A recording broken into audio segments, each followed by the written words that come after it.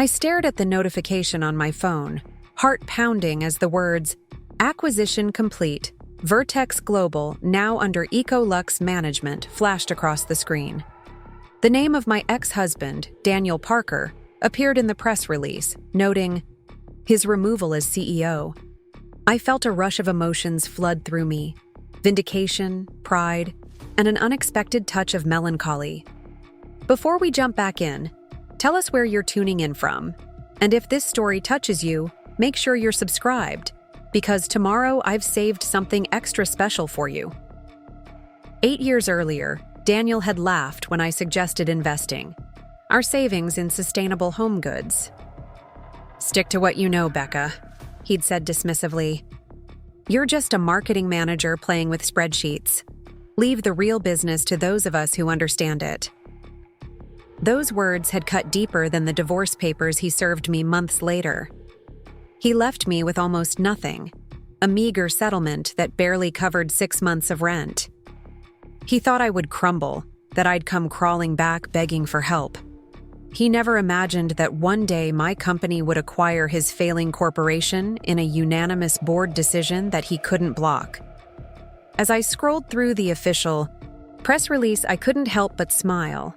The woman he had dismissed as running a little side business now controlled the very empire he had sacrificed our marriage to build. It wasn't just about revenge, though I couldn't deny the satisfaction. This was about proving something to myself, that I was always more than the box he tried to put me in. I met Daniel during my final year of business school in Portland. He was charming, ambitious, and full of big ideas about disrupting the retail industry. I was equally ambitious, graduating with honors and multiple job offers from prestigious marketing firms.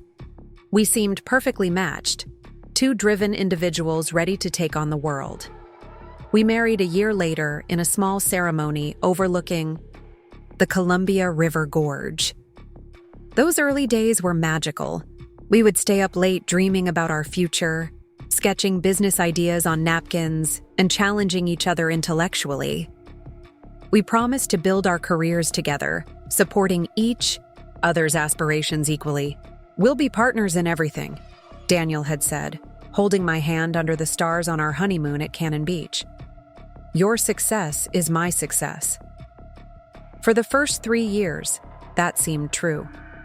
I took a position at a prominent marketing agency, while Daniel worked at developing Vertex, his retail startup focusing on home goods. We both put in long hours, and I often helped him refine his business pitches and marketing strategies. When he finally secured his first round of funding, we celebrated together, knowing both of us had contributed to making it happen. Everything changed when I became pregnant with our daughter, Zoe. The pregnancy was complicated, with gestational diabetes that required me to step back from work temporarily. Daniel's company was gaining momentum, and his hours grew longer as my world became increasingly centered on our home. "It's just for now," I told myself as I switched to part-time consulting. "Once the baby is older, I'll get back to my career." But Daniel had other ideas. After Zoe was born, whenever I brought up returning to work full-time, he would find ways to discourage me. "The company needs me right now, Becca. We can't both be working these kinds of hours with a baby at home," he would say. "Besides, you're so good with Zoe. She needs her mother." What started as temporary became our new normal. Vertex grew rapidly, and so did Daniel's ego. He began to treat me less like a partner and more like an employee, someone whose job was to manage his home life so he could focus on more important things. The intellectual discussions that had once been the foundation of our relationship disappeared, replaced by his monologues about his achievements and connections. 5 years into our marriage, I decided to put my marketing expertise to use by developing a concept for sustainable home goods, products that were eco-friendly, beautifully designed, and competitively priced. I spent months researching materials, manufacturing processes, and market trends while Zoe was at preschool. I created detailed analyses and projections identifying several promising product lines that I believed could yield significant returns through an e-commerce model.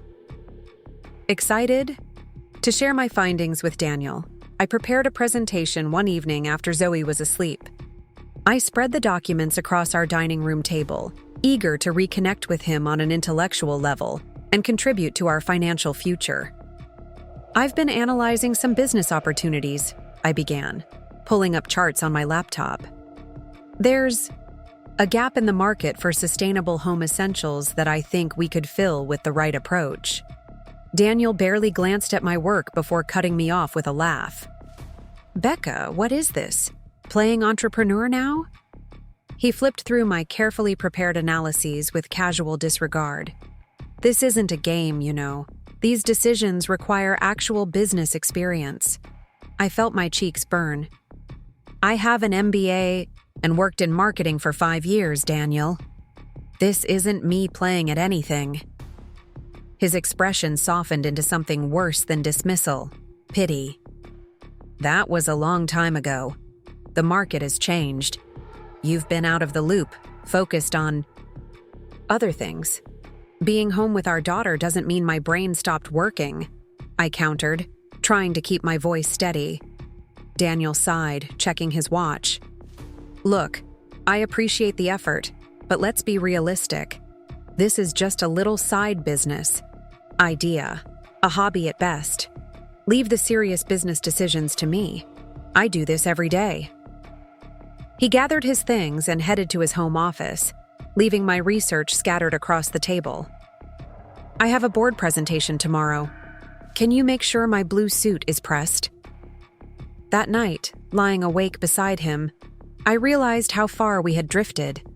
The partnership we had promised each other had become something else entirely, a hierarchy, where my value was measured by how well I supported his ambitions while surrendering my own. For months afterward, I tried to revive our relationship. I suggested couples therapy, planned date nights, and attempted to engage Daniel in conversations about our future together. But Vertex was consuming him, transforming him into someone who saw relationships as transactions and people as assets or liabilities. "I don't have time for this right now," became his standard response to any issue I raised. "The company needs me." The breaking point came at a dinner party with his investors and board members. I had spent hours preparing our home, cooking an elaborate meal, and making sure everything was perfect to support Daniel's business relationships. During dinner, one of the investors asked about my background. "Becca has a brilliant marketing." "Mind?" the investor's wife commented after I explained a current market trend. "You should have her take a look at your company's strategy, Daniel." Before I could respond, Daniel laughed loudly, placing his hand on mine in what appeared affectionate, but felt controlling. "Becca's too busy with her little side business ideas to worry about Vertex's strategy," he said with a dismissive smile. "She's got this cute notion about sustainable home goods, but it's really just a hobby. I couldn't do what I do without her support at home, though." The table nodded appreciatively at his apparent gratitude, but I felt invisible. Later that night, after everyone had left and I was cleaning up alone, Daniel had retreated to make important calls. I found myself staring at my reflection in a serving platter, barely recognizing the woman looking back at me. 3 weeks. Later, Daniel came home late and announced he wanted a divorce. Vertex was preparing for a major expansion, and he had reconnected with Vanessa, his company's new head of international sales. "We've grown apart, Becca," he said, as if stating a simple fact. "You want different things than I do. Vanessa understands the demands of my position. She's in the trenches with me every day." The divorce was swift and brutal. Daniel's lawyers painted me as a supported spouse who had chosen to leave the workforce despite my contributions to his early success and the years spent managing our household. The settlement was minimal. Daniel kept the house, most of our assets, and arranged a visitation schedule for Zoe that worked around his business calendar. "You'll be fine," he said as I signed the final papers, handing me a check that wouldn't even cover a year's expenses. "You're smart. You'll figure something out." As I walked out of the lawyer's office that day, carrying a box of personal items, and that insulting check, something inside me shifted. The hurt and betrayal began to crystallize into something harder, more determined. I wasn't just a housewife with a little side business. I never had been.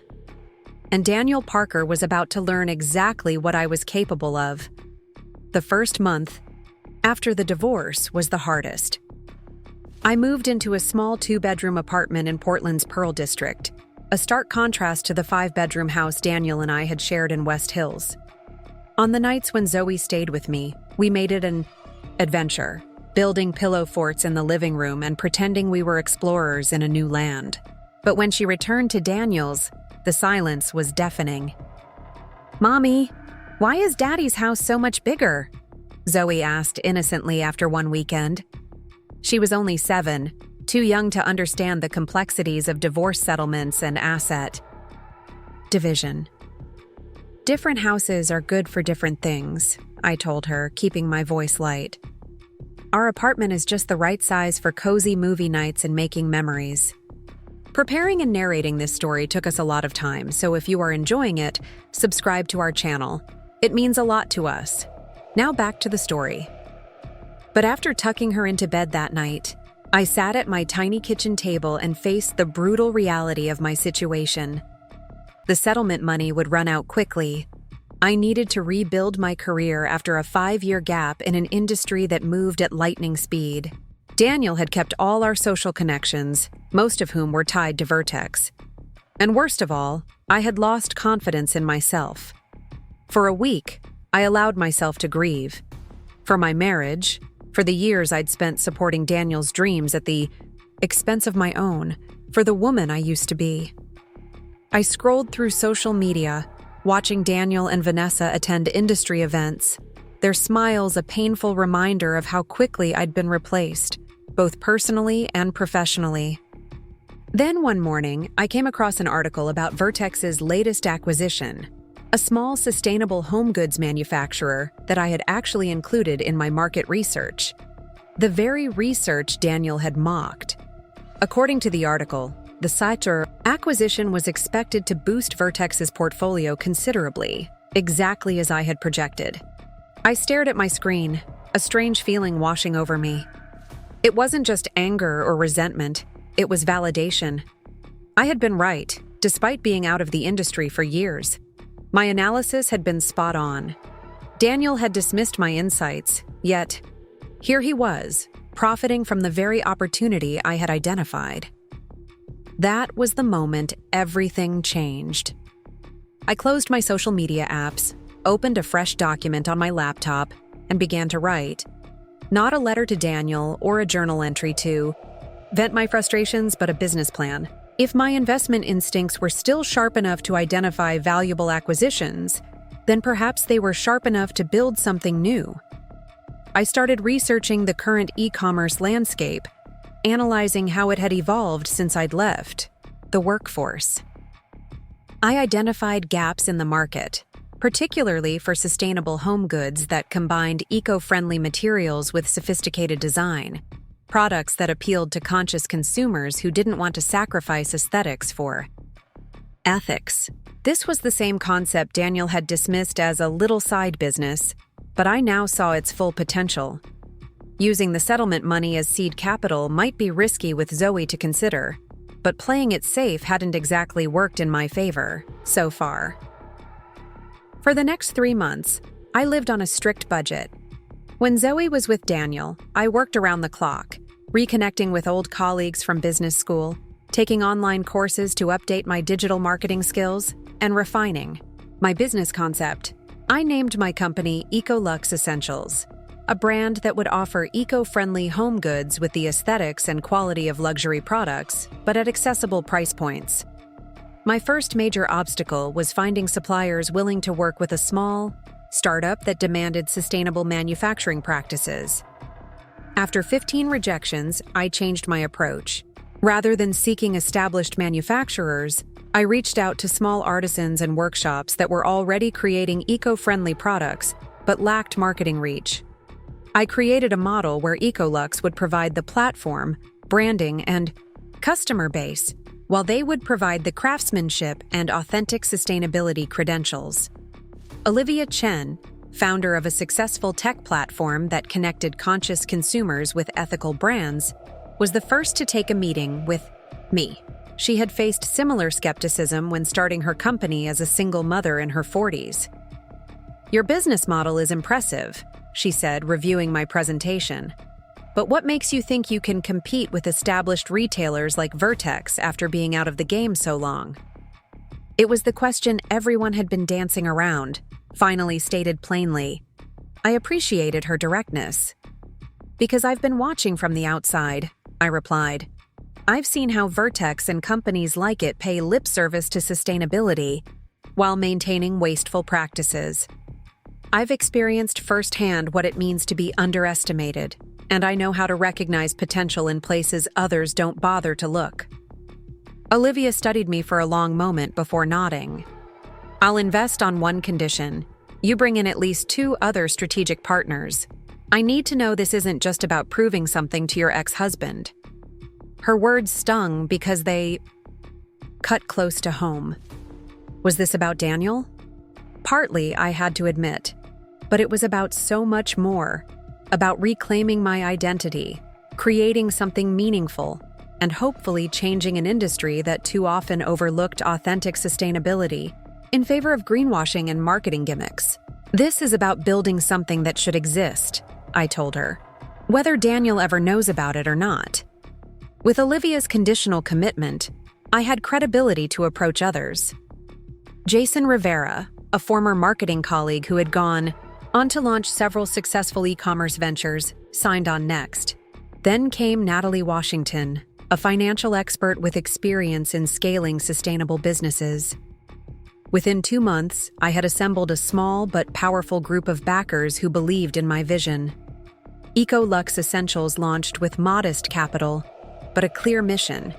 We focused on beautifully designed, genuinely sustainable home goods, sourced from artisans and small manufacturers committed to ethical practices. Our first product line, a collection of organic cotton bedding, bamboo kitchen tools, and recycled glass bath accessories, sold out within 2 weeks. The minimalist, elegant aesthetic combined with transparent information about sourcing and manufacturing processes resonated with consumers tired of greenwashing. When our second collection was featured in a prominent design magazine, highlighting our commitment to both sustainability and style, my phone started ringing with calls from retailers interested in carrying our products.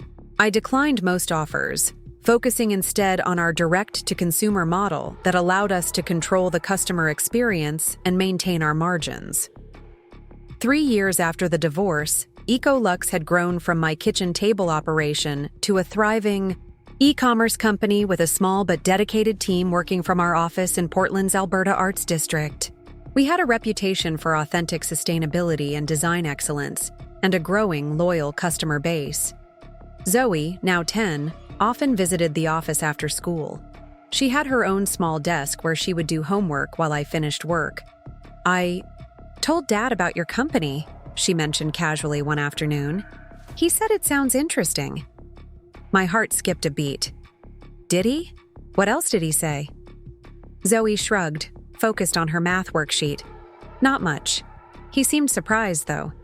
Vanessa asked if you had real investors, or if it was just a small thing you were doing on your own."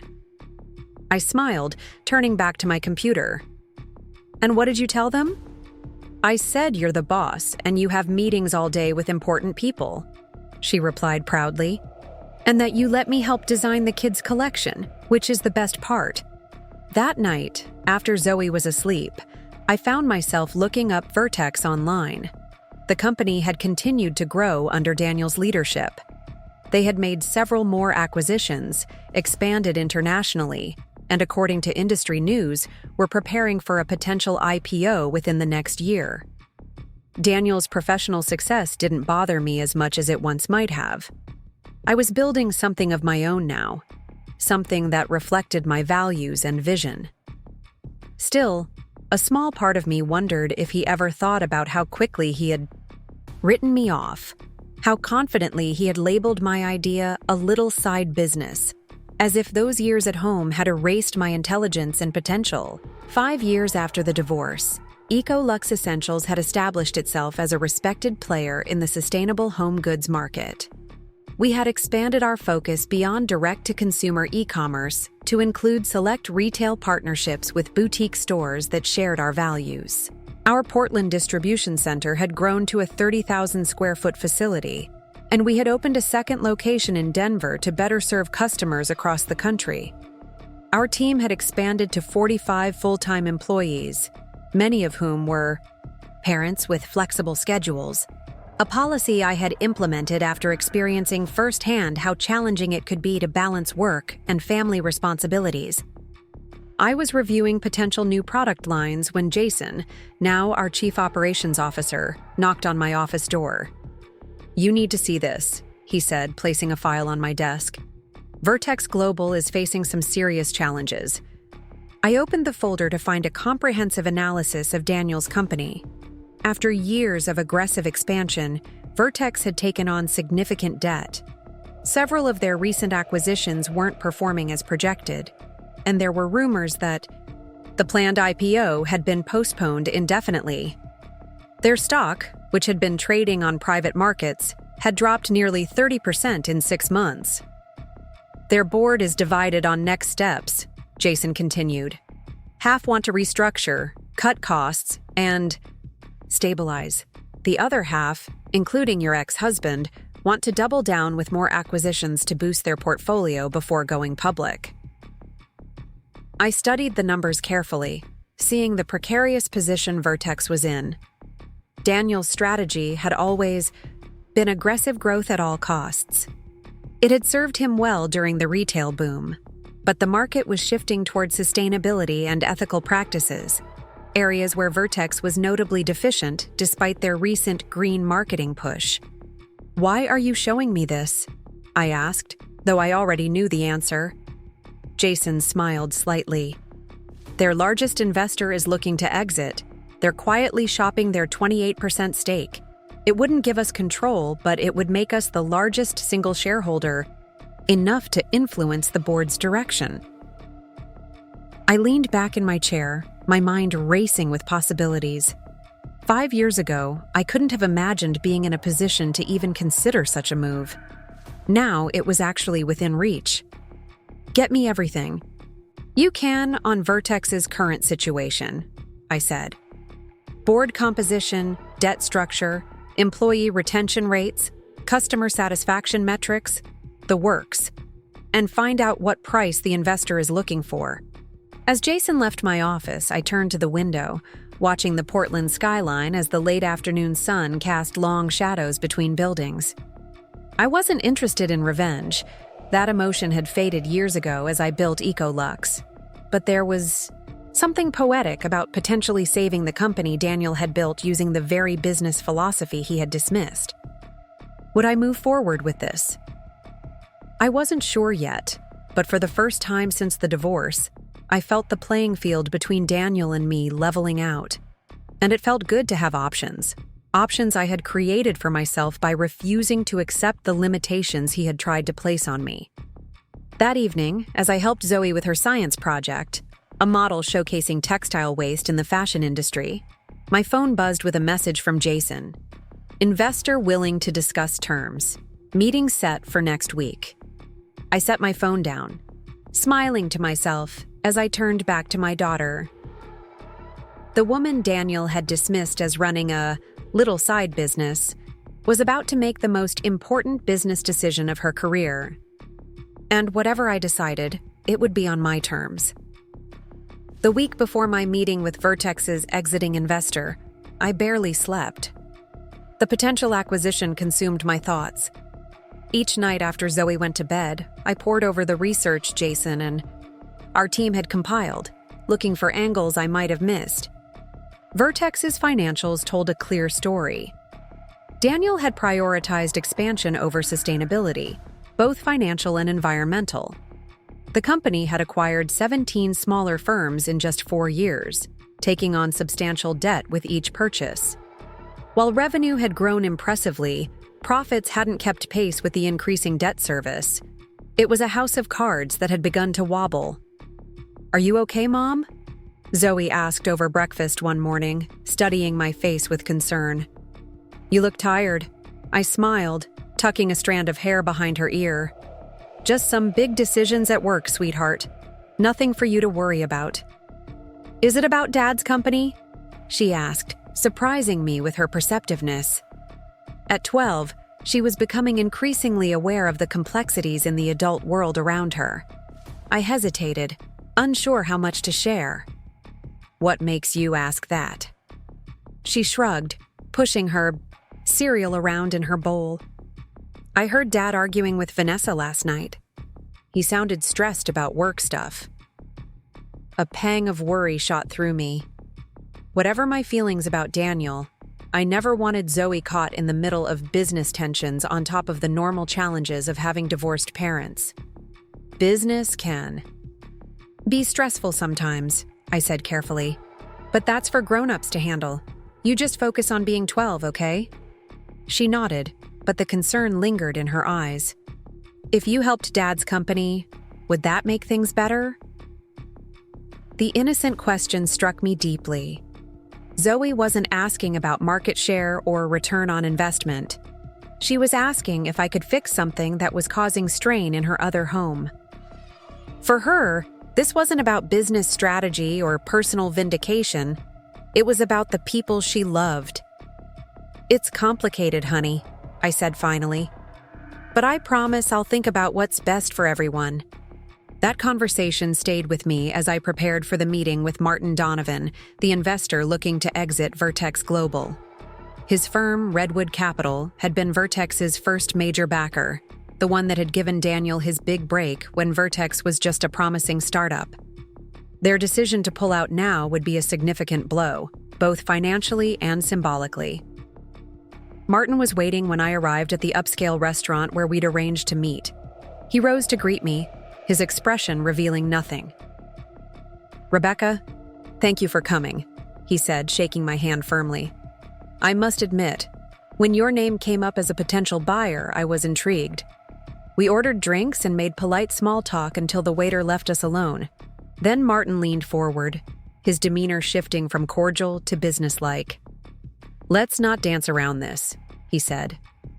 "You know why I'm selling, and I know your connection to Vertex.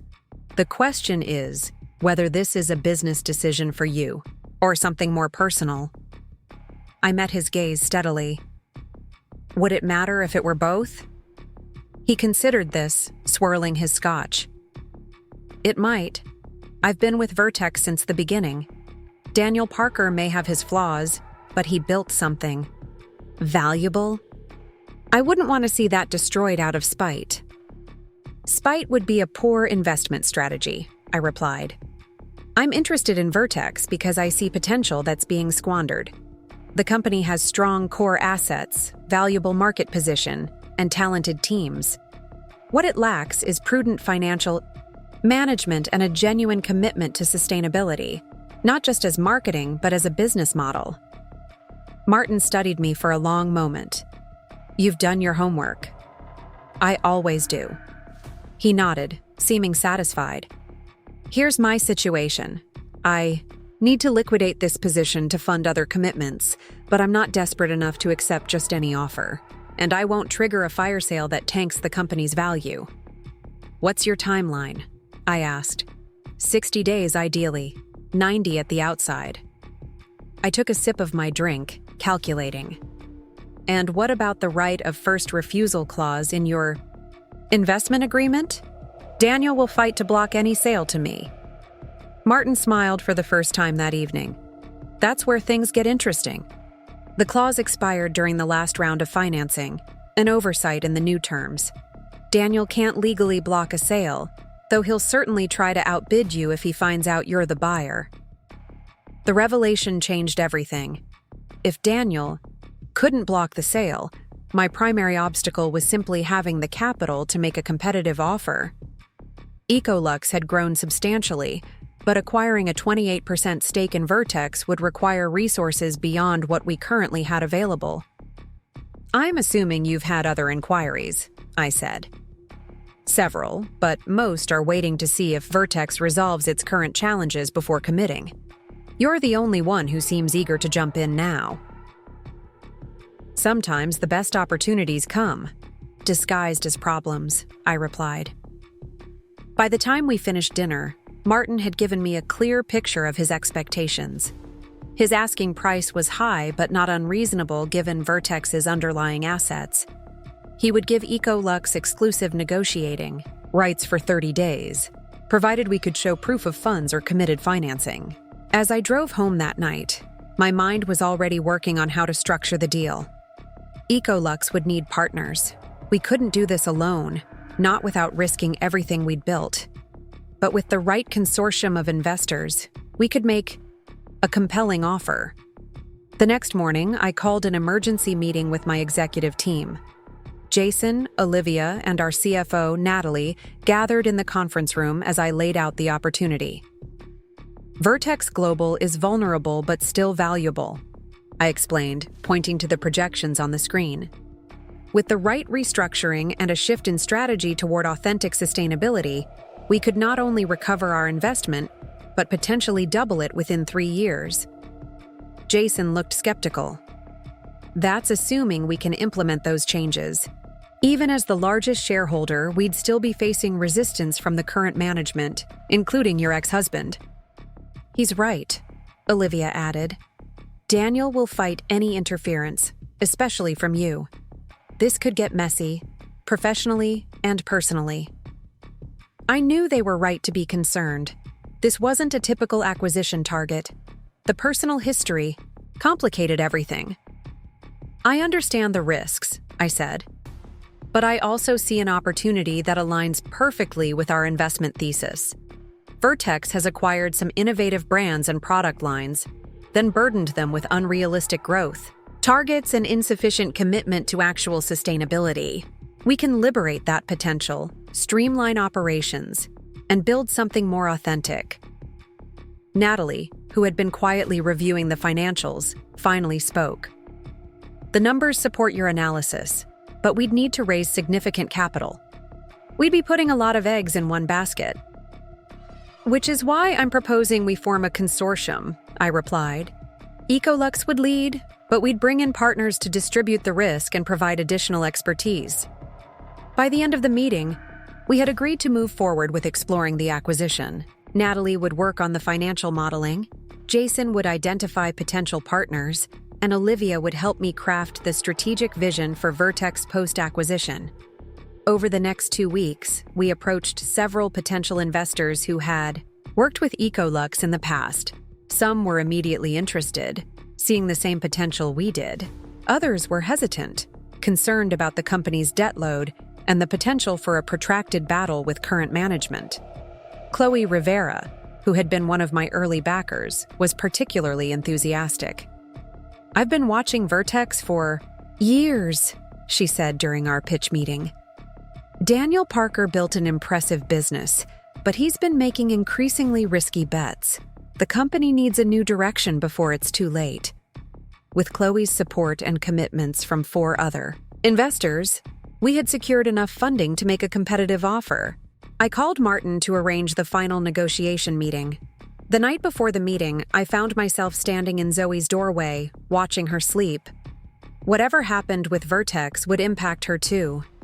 Daniel was still her father, and his financial and professional stability mattered to her well-being. I needed to remember that, to make decisions that wouldn't unnecessarily harm him, even as I pursued this opportunity. The next morning, as I prepared to leave for the meeting, Zoe caught me at the door. "Good luck, Mom," she said, giving me a tight hug. "I know you'll do the right thing." Her faith in me was both comforting and terrifying. What was the right thing in this situation? Was I pursuing Vertex because it truly represented the best investment opportunity for Ecolux, or was I still trying to prove something to Daniel and to myself? The question lingered as I drove to Redwood Capital's offices. Martin was waiting with his legal team, his expression neutral as he greeted me. "Before we finalize anything," he said as we sat down, "there's something you should know. Daniel called me yesterday. Somehow he's heard rumors about a potential sale." My heart sank. Does he know I'm the buyer? No, but he's scrambling to find funds to make a competing offer. He won't be able to match your price, but he's trying to leverage his position as founder and CEO to persuade our board that selling to him at a lower price is in the company's best interest. I nodded, absorbing this new information. "And what does your board think?" Martin sighed. "They're divided. Some see Daniel as the safer choice despite the lower offer. Others are purely focused on the financial return. And you?"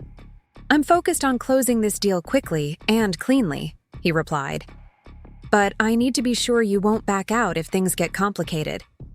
I took a deep breath, thinking about Zoe's words that morning.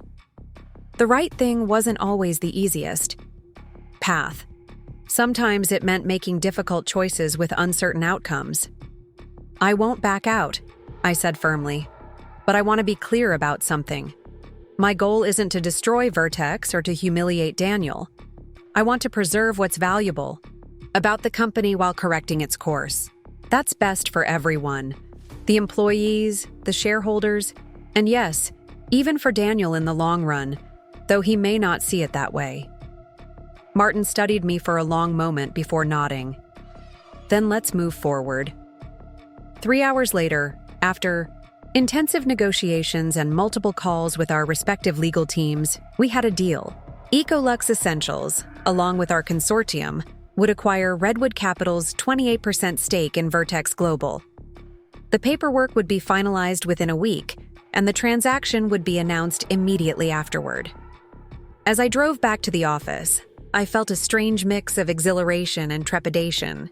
After years of rebuilding my life and career from scratch, I was about to become the largest shareholder in the company that Daniel had sacrificed our marriage to build. The woman he had dismissed as running a little side business now held the future of his company in her hands. But power, I was learning, came with its own responsibilities. The decisions I made in the coming months would affect hundreds of employees, numerous shareholders, and yes, Daniel himself. This wasn't just about vindication anymore. It was about proving I could lead better than the man who thought I wasn't, capable of leading at all. When I arrived at the office, Jason was waiting with a grim expression. "What's wrong?" I asked immediately on alert. "Daniel knows," he said. "Somehow, he found out the buyer is Ecolux. He's calling an emergency board meeting to try to block the sale." The battle I had anticipated was beginning sooner than expected, but I was ready. This time, I wouldn't be the one underestimated. "How did he find out?" I asked, trying to keep my voice steady despite the adrenaline now coursing through me. One of Redwood's junior analysts let it slip during a due diligence call. Apparently, Daniel went ballistic, started shouting about conflicts of interest and personal vendettas. I sank into my office chair, mind racing. This changed everything. The element of surprise had been our advantage, allowing us to move methodically while Daniel remained unaware. Now we'd be facing active resistance every step of the way. "When is the emergency board meeting?" I asked. "Tomorrow morning, 8 a.m. Daniel's trying to convince the board that your involvement represents a personal conflict that threatens the company. He's trying to trigger the hostile actor clause." I realized Daniel was referring to a common provision that allowed boards to block sales to entities deemed harmful to the company.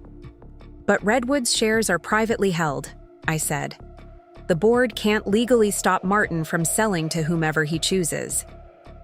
"They can't stop the sale, but they can make the transition difficult," Jason pointed out.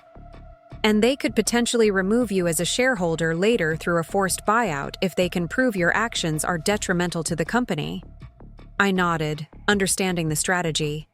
If Daniel could convince the board that my involvement was motivated by personal revenge rather than business sense, he might be able to neutralize my influence or even force me out eventually. "We need to get ahead of this," I said, reaching for my phone. I'm calling Martin. The conversation with Martin was tense but productive.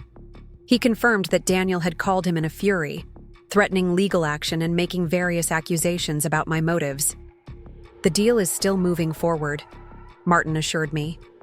Legally, he doesn't have a leg to stand on, but politically, he's making waves with the other board members. What do you suggest? I asked. Attend the board meeting, he said simply. They've requested your presence anyway. Daniel's counting on painting you as the vindictive ex-wife in absentia.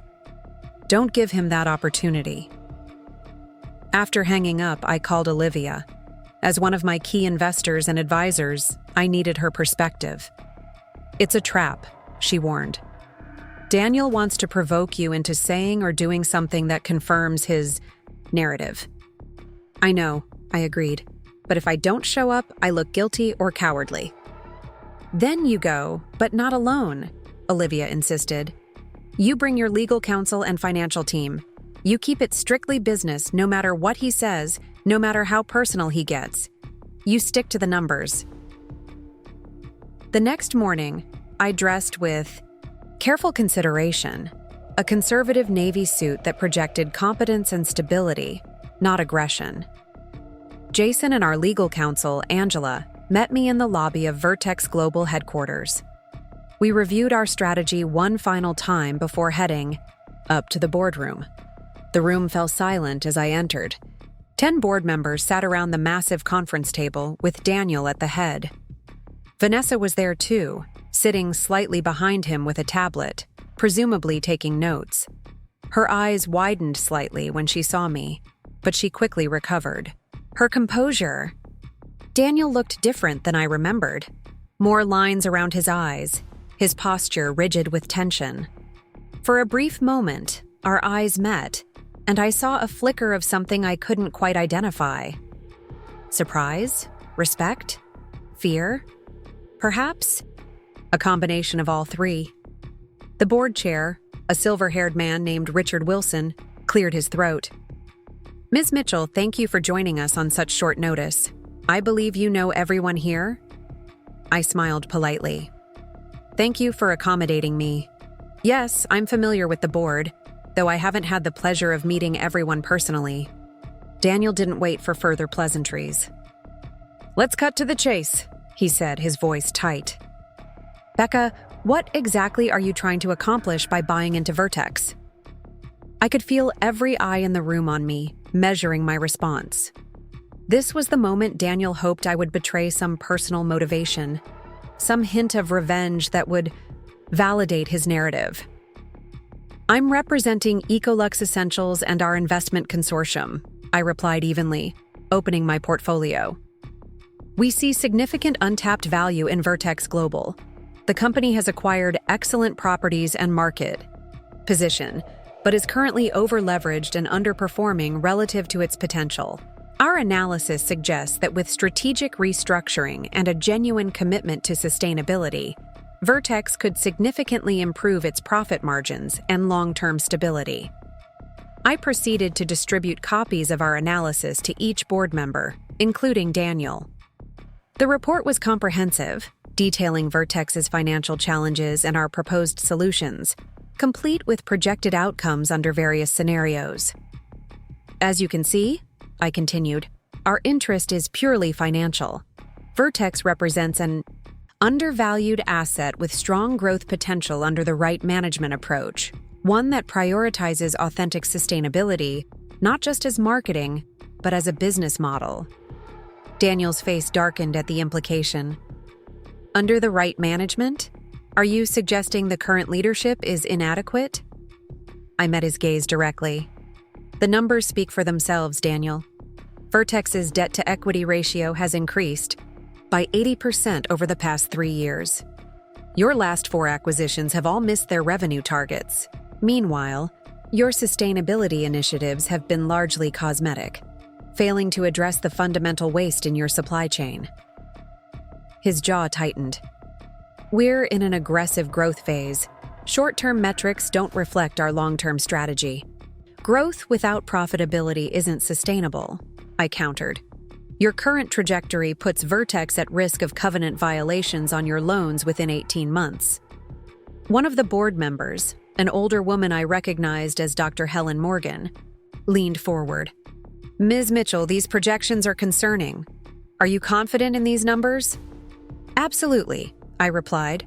They're based on Vertex's own quarterly reports and industry benchmarks. We've had 3 independent analysts verify them. Dr. Morgan turned to Daniel. Is this accurate? Are we at risk of violating our loan covenants? Daniel hesitated just a fraction too long. We have contingency plans in place. The situation isn't as dire as Ms. Mitchell suggests. Another board member, who I hadn't met before, spoke up. I'd like to hear more about Ecolux's restructuring proposal. What exactly would you change if you had influence over Vertex's direction?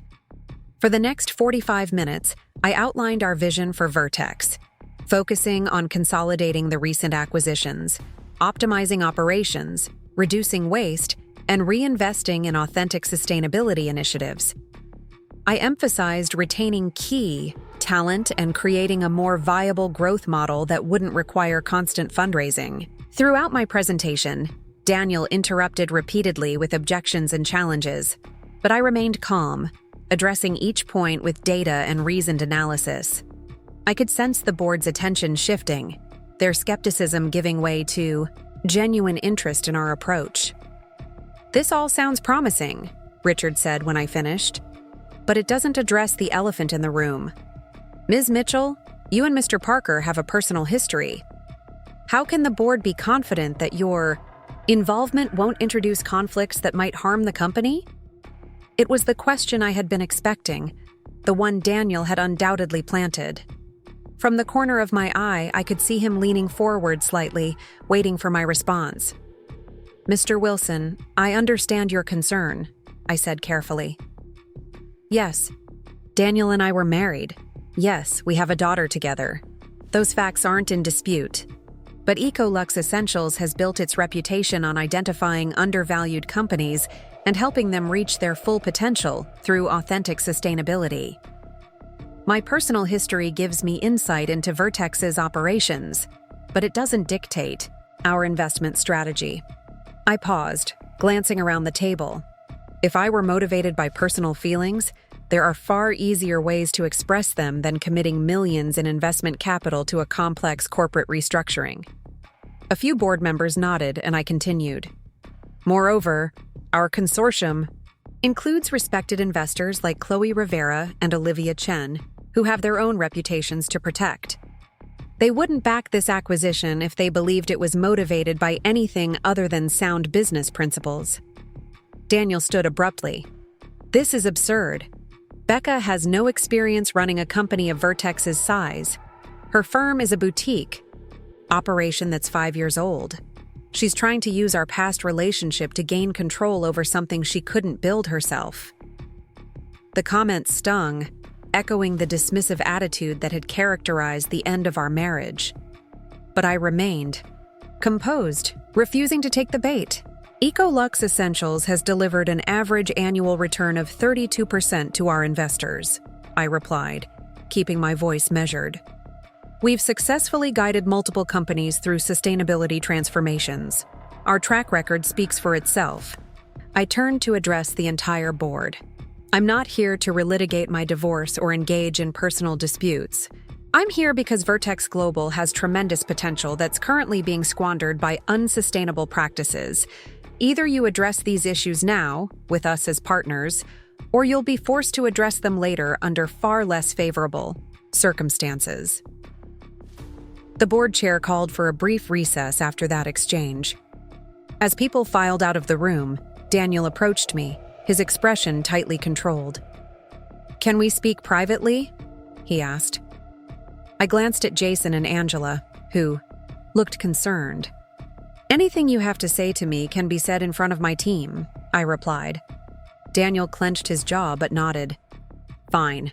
What's your real game here, Becca? What do you actually want?" "Exactly what I said in there," I replied. "Vertex is a good company making bad decisions. We want to fix that and generate returns for our investors." So this has nothing to do with proving me wrong? With showing that you weren't just running a little side business after all? His tone was mocking, but I detected something else beneath it. A genuine curiosity, perhaps even a grudging respect. Daniel, not everything is about you, I said, surprising myself with the realization that I actually meant it. This is business. Vertex represents a good investment opportunity, provided certain changes are made. That's all. He studied me for a long moment, as if seeing me for the first time. You've changed. We both have, I acknowledged. It's been 5 years. Before he could respond, the board members began returning to the room. As Daniel turned to walk away, he paused. Zoe told me your company is doing well. She's proud of you. The comment caught me off guard, a rare moment of genuine communication between us. Thank you for telling me that. The remainder of the meeting was less confrontational, but no less intense. The board questioned me thoroughly about our plans for Vertex, our financial capacity, and our long-term vision. I answered each query directly, keeping the focus on business fundamentals, rather than personal history. By the time the meeting concluded, it was clear that Daniel's attempt to paint me as a vindictive ex-wife had largely failed. Several board members expressed interest in further discussions about Ecolux's restructuring proposals, regardless of the share purchase. As we gathered our materials to leave, Dr. Morgan approached me. That was impressive, Ms. Mitchell. I've sat on this board for 5 years, and I've never heard anyone challenge Daniel so effectively on his growth strategy. Thank you, I replied. I hope the board will consider our perspective, regardless of how the share purchase plays out. She smiled knowingly. Oh, I think that's a foregone conclusion now. Martin isn't going to back out of your deal, and after today's presentation, I doubt the rest of the board would want him to. You've made a compelling case. Outside the building, Jason and Angela were jubilant. You destroyed him in there, Jason said admiringly as we walked to our cars. Did you see his face when you brought up the covenant violations? He never expected you to have that level of detail. We still have a long way to go, I cautioned, even as I felt a surge of satisfaction.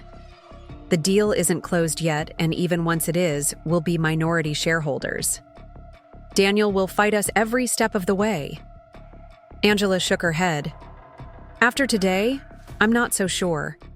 Several of those board members seemed very receptive to your analysis. Daniel's position isn't as secure as he thinks. As I drove back to the office, I replayed the meeting in my mind. It had gone better than I could have hoped, but something was nagging at me. The look in Daniel's eyes when he mentioned Zoe. A mixture of pride and regret had stirred feelings I thought were long buried. For years, I had channeled my hurt and anger into building Ecolux, proving to myself and eventually to Daniel that I was more than the box he had put me in. Now, on the verge of achieving what once seemed impossible, I found myself wondering what came next. If I succeeded in taking partial control of Vertex, in reshaping the company Daniel had built, what would it really mean? The question followed me back to the office, where my team was eagerly awaiting news of the meeting. As I shared the details with them, I felt a growing certainty that this acquisition wasn't the end of my journey, but rather the beginning of a new chapter. One that would be defined not by what Daniel had once thought of me, but by what I chose to build for myself, for Zoe, and for all the people who had believed in me when I was still learning to believe in myself. The meeting proceeded with the formality typical of corporate governance. I was officially welcomed as a representative of Vertex's largest shareholder. 2 of my colleagues from Ecolux were appointed to the board, shifting the balance of power, subtly but significantly. When the time came to present my proposals for Vertex's restructuring, I felt all eyes on me, especially Daniel's. I outlined a 3-phase plan. First, a comprehensive review of recent acquisitions to identify synergies and redundancies. Second, a renegotiation of the company's debt structure to improve terms and reduce immediate pressure. And third, a renewed, Focus on sustainable practices throughout the supply chain, with increased investment in eco-friendly product lines. The goal, I explained, is not to dismantle what's been built, but to strengthen it. Vertex has acquired incredible market, share, and brand recognition. Now it needs the financial stability and authentic sustainability credentials to leverage those assets effectively. To my surprise, Daniel didn't object to any of my proposals. Instead, he asked thoughtful questions about implementation timelines and resource allocation. The rest of the board engaged similarly, and by the end of the meeting, there was unanimous approval for moving forward with Phase 1 of the plan. As the meeting concluded, Richard Wilson, who remained board chair, pulled me aside. "I've been on many boards through many transitions," he said. "This could have been a bloodbath. Instead, you've managed to create alignment around a shared vision. That's rare and valuable." "It's early days," I cautioned. "The real test will come when we start making difficult decisions about redundancies and strategic pivots." "True," he acknowledged, "but you've set the right tone. Even Daniel seems cautiously on board, which, honestly, I didn't expect." Later that afternoon, as I prepared to leave Vertex's offices, I ran into Vanessa near the elevator. I had successfully avoided any one-on-one interaction with her until now, and the encounter was as awkward as I had anticipated. "Congratulations on the acquisition," she said stiffly. "It's quite an achievement." "Thank you," I replied, keeping my tone neutral. There was no point in antagonizing her. Whatever had happened between her and Daniel was separate from my professional objectives now. She hesitated, then added, "Daniel's been different since the emergency board meeting. More reflective, less resistant to feedback. I think your presence has actually been good for him, professionally speaking." The admission clearly cost her something, and I appreciated the maturity it represented. "Change is rarely comfortable," I offered, "but sometimes it's necessary." "Yes," she agreed quietly. "Sometimes it is." The elevator arrived and we rode, down in companionable silence.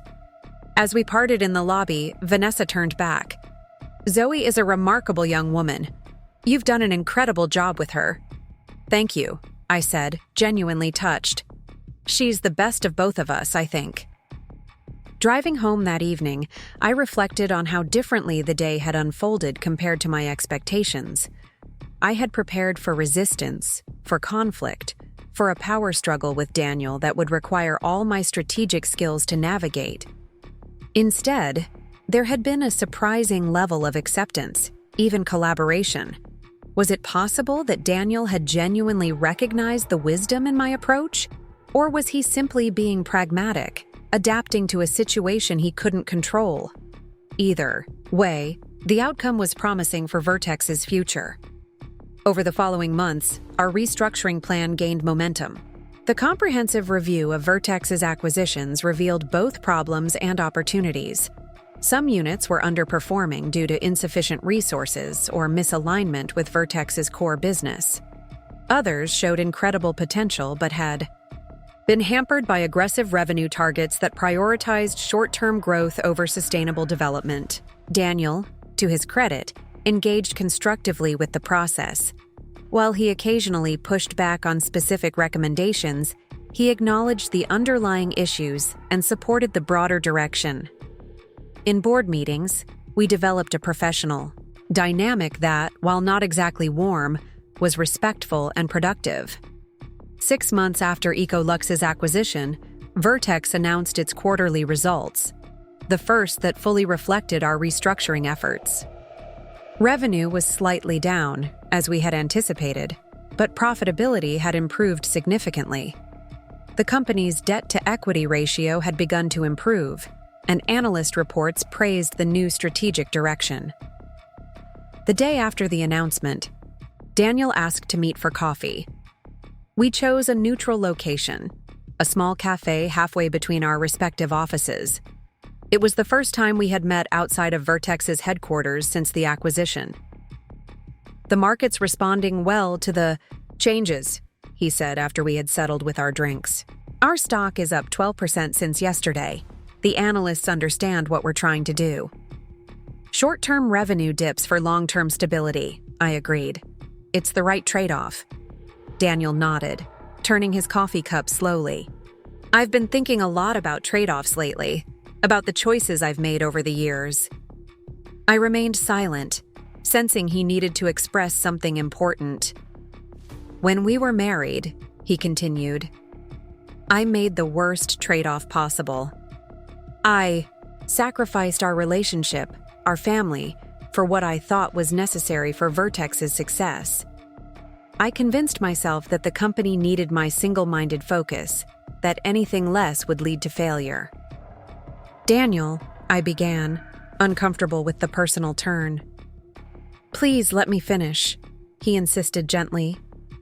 I'm not trying to reopen old wounds or make excuses.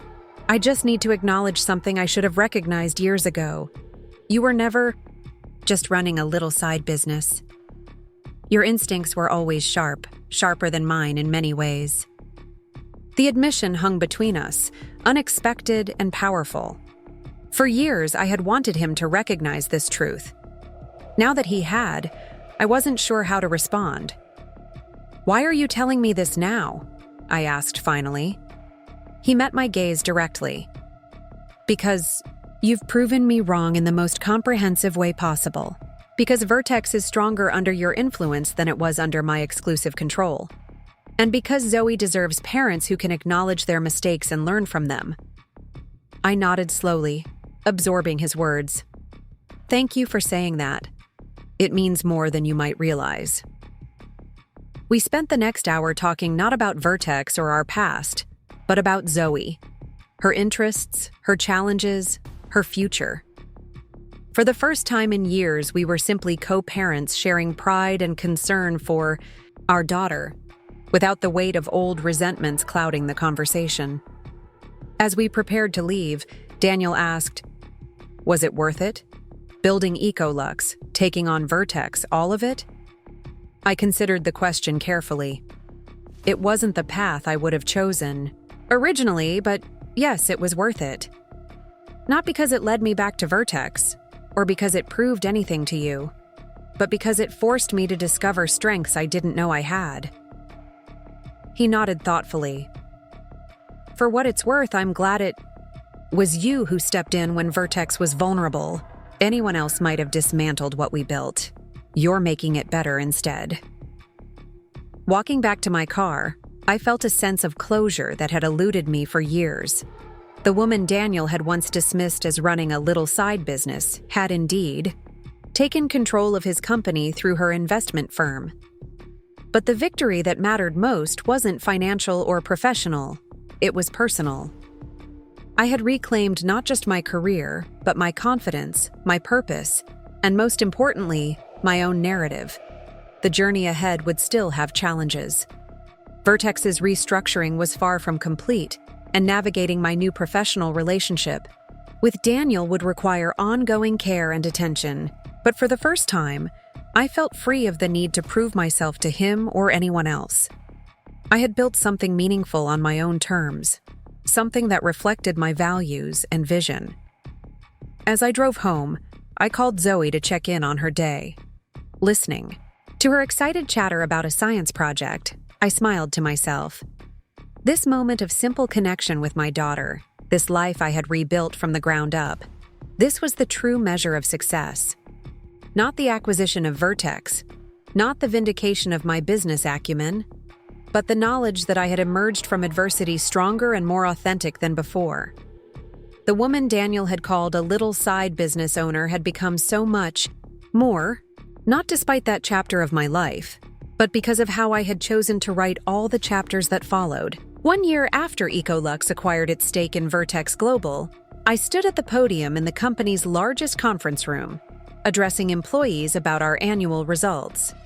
The transformation had been more successful than even our most optimistic projections. Profitability had increased by 35%. Debt had been reduced by over $50 million, and employee retention had improved dramatically. Today marks not just the end of a successful year, I told the assembled staff, but the beginning of Vertex's next chapter. You've all been part of an incredible turnaround story, and the market has noticed. Vertex stock had risen steadily over the past 12 months, reflecting growing confidence in our restructuring strategy. The board had unanimously approved our Phase 3 initiatives, focusing on sustainable innovation and responsible growth in our core business areas. None of this would have been possible without your dedication and resilience, I continued, making eye contact with team members throughout the room. Change is never easy, but you've embraced it with professionalism and creativity. From the corner of my eye, I could see Daniel standing to the side, watching attentively. Our working relationship had evolved into something neither of us could have predicted. After initially accepting the changes with reluctance, he had gradually become an advocate for our new direction, leveraging his deep knowledge of the company to help implement our strategies effectively. As I concluded my remarks and stepped away from the podium, Daniel took my place to discuss specific departmental achievements. The transition was smooth, our leadership styles different but complementary. The employees, once anxious about the power dynamics between us, had grown accustomed to our professional partnership. Later that afternoon, the board convened for its quarterly meeting. The agenda included standard updates on operations and finances, but also a significant proposal: the creation of a new sustainable innovation division that would operate somewhat independently from Vertex's main business units. Vertex Green, I explained, outlining the concept, would be funded initially with $25 million from our improved cash reserves. It would focus on developing truly eco-friendly product lines that might not deliver immediate revenue, but have significant long-term potential for both profitability and positive environmental impact. Essentially, an internal incubator for sustainable innovations, Daniel added, supporting the proposal. We've identified several promising projects already in development within our existing teams that would benefit from this structure. Richard Wilson, still serving as board chair, looked pleased by our united front. The fact that you two are bringing this forward together gives me confidence. It combines Rebecca's focus on authentic sustainability with Daniel's strength in identifying market opportunities. The proposal passed unanimously, and as the meeting adjourned, several board members commented on how effectively Daniel and I had managed to set aside our history for the benefit of the company. What they didn't fully understand was that our collaboration wasn't just professional pragmatism, it was a genuine evolution in how we related to each other. Dinner to celebrate the Vertex Green approval? Daniel suggested as we gathered our materials. Zoe is at a debate team competition tonight, so my evening is free. These occasional business dinners had become part of our new normal, professional, yet tinged with the familiarity that came from our shared history. I hesitated only briefly before agreeing. Sure, the usual place? We had found a small restaurant, equidistant from both our homes, neutral territory where we could discuss Vertex business without the formality of the office or the complicated emotions of more personal settings. Over dinner, our conversation drifted from Vertex's future to Zoe's upcoming college visits. At 16, she was already thinking about potential majors and universities, showing an interest in both business and environmental science. She's got your analytical mind, Daniel observed, a note of pride in his voice. And your determination. Last week, she spent 4 hours researching sustainable textiles for a school project. Wouldn't give up until she'd found the perfect material. I smiled, recognizing the trait. She gets that from both of us, I think. For better or worse. Daniel nodded, his expression turning reflective. Mostly for better, though. I'm trying to teach her about balance, too. Something I never mastered myself. The comment hovered. Between us, laden with unspoken acknowledgments about the failures of our marriage. We had gradually become more comfortable referencing the past, though always carefully, always with an awareness of the boundaries we needed to maintain. I've been thinking, Daniel said after a pause, redirecting the conversation to safer territory. We should consider bringing some of the talent from our Chicago acquisition into Vertex Green.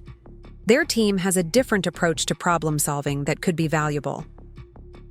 I had the same thought, I agreed, especially Rachel Thompson's group. Their work on biodegradable packaging could apply across multiple product lines. We spent the next hour discussing potential structures for Vertex Green, building on each other's ideas with a synchronicity that had once characterized our early relationship. It was strange how easily we could collaborate professionally despite everything that had happened between us personally. As we waited for dessert, Daniel's expression grew serious. There's something I need to discuss with you outside of our Vertex work. I tensed slightly, uncertain of what might follow. What is it? I've been offered a position at Pinnacle Ventures, he said, as their managing director for sustainable retail investments. The news caught me by surprise. Pinnacle was a prestigious venture capital firm specializing in eco-friendly startups, exactly the kind of work Daniel had come to excel at during our transformation of Vertex. That's significant, I managed, processing the implications. Are you considering it seriously? He nodded, very seriously. It would mean stepping down as Vertex CEO, though I could potentially remain on the board in a reduced capacity. When would this happen? I asked, my mind already racing through the potential impact on Vertex, on our working relationship, on Zoe. They want an answer within 2 weeks with a start date 3 months after that. Enough time for a proper transition at Vertex. I took a moment to gather my thoughts. Daniel leaving Vertex would fundamentally alter the dynamic we had established over the past year. In many ways, our professional collaboration had helped heal some of the wounds from our personal history. What would happen to that progress if he left? It's an incredible opportunity, I said finally, the kind that doesn't come along often. But, he prompted, sensing my hesitation. But Vertex is stable now, not flourishing. The restructuring is working, but we're still in a critical phase. Your institutional knowledge is valuable. Daniel studied me carefully. Are those your only concerns? Professional ones? The question pushed into territory we typically avoided. I considered deflecting but opted for honesty instead. No, I admitted. I'm also thinking about what this means for how we manage co-parenting Zoe. And yes, about what it means for the working relationship we've built. He nodded, seemingly appreciative of my candor. I've been thinking about those things too. That's partly why I wanted to discuss this with you before making a decision. Despite our history, your opinion matters to me. The acknowledgement meant more than I wanted to admit. After years of feeling dismissed and undervalued by Daniel, having him explicitly seek my input represented a profound shift. I think you should take it, I said, surprising myself with the certainty in my voice. Vertex will manage the transition. We'll find a new CEO who aligns with our vision. And as for the rest, we'll figure it out. We always do for Zoe's sake. Relief flickered across his face. Thank you. Your support means a lot. As we finished dinner and parted ways outside the restaurant, I found myself reflecting on how dramatically our lives had changed. 2 years ago, I had acquired a stake in Vertex partly to prove that Daniel had been wrong about me. Now I was encouraging him to pursue a new opportunity, confident in my ability to continue Vertex's transformation without him. The next morning, I called an early meeting with Olivia and Jason to discuss succession planning. Daniel hadn't made his decision official yet, but I wanted to be prepared. If Daniel leaves, we have several options, Olivia observed after I explained the situation. We could promote from within. Sarah Matthews in operations is highly respected and understands our new direction. Or we could bring in someone external, who might add fresh perspective. There's also the possibility of you stepping into the role, Jason suggested, at least temporarily. I shook my head immediately. I have Ecolux to run. My role at Vertex was always meant to be as an influential shareholder, not an executive. Still, Jason persisted, the board trusts you. You understand Vertex's operations now, and you've been the architect of its transformation.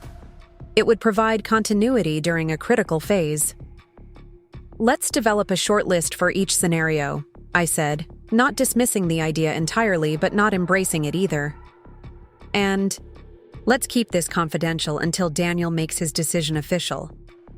Over the following days, I found myself increasingly convinced that Daniel's departure, while challenging in the short term, might ultimately be positive for Vertex. He would thrive in a role focused on sustainability investments, free from the operational responsibilities that had never been his strength, and Vertex would benefit from leadership fully aligned with our new direction. When Daniel called to tell me he had accepted Pinnacle's offer, I was genuinely happy for him. Congratulations, I said warmly. It's the perfect role for you, combining your retail expertise with your newfound commitment to sustainability. Thanks, he replied, sounding both excited and nervous. I've already spoken with Richard about transition planning. He suggested you might step into an executive chairman role temporarily while we search for a new CEO. The suggestion took me by surprise. Me? But I have Ecolux to run. The board trusts you, Daniel said, echoing Jason's words. You understand Vertex's operations now, and you've been the architect of our new strategy. It would just be for 6 months while we find the right permanent replacement. I promised to consider it, though the idea of taking a more direct role at Vertex was unexpected. My goal had always been to influence the company's direction through Ecolux's position as majority shareholder, not to run it myself. That evening, as I helped Zoe with her college application essays, she asked about Daniel's new job. Dad told me he's leaving Vertex, she said carefully, typing away on her laptop. Will that be weird for you since you're both there now? Sometimes I forgot how perceptive she was, how attentive to the complex dynamics between her parents. It's actually a really good opportunity for your dad, I explained. And Vertex will be fine. We've built a strong team. She nodded, focused on adjusting a paragraph. He said you might become the boss there for a while. That would be kind of ironic, right? Since he used to say your business was just a hobby. The observation, delivered with teenage bluntness, made me pause. Your dad and I have both changed. A lot since then, Zoe. We've learned from our mistakes. I know, she said, looking up with a smile that reminded me so much of her younger self. That's what makes it cool, not sad. Like, both of you figured out how to be better.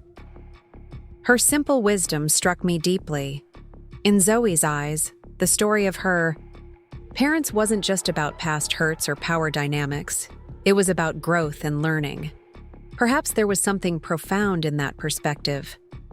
The following week, after careful consideration and discussions with Ecolux's leadership team, I agreed to serve as Vertex's interim executive chair for 6 months, while we conducted a thorough CEO search. The arrangement would require careful balancing of my responsibilities, but with Olivia stepping up to handle more of Ecolux's day-to-day operations, it seemed manageable. Daniel's announcement to the Vertex staff was met with mixed reactions. Concern about his departure balanced by his evident enthusiasm for his new role, and reassurances about continuity under my temporary leadership. We presented a united front, emphasizing that the transition was planned and positive. As we wrapped up the all-hands meeting, Daniel pulled me aside briefly. You know, when you first acquired Redwood's stake in Vertex, I was terrified you were going to dismantle everything I'd built. That was never the plan, I reminded him. I know that now, he acknowledged. But what I've realized over the past year is that sometimes things need to be partially dismantled to be rebuilt better. Vertex is stronger now than it ever was under my sole leadership. That's a hard truth to accept, but an important one. His humility surprised me. The Daniel I had been married to would never have admitted such a thing.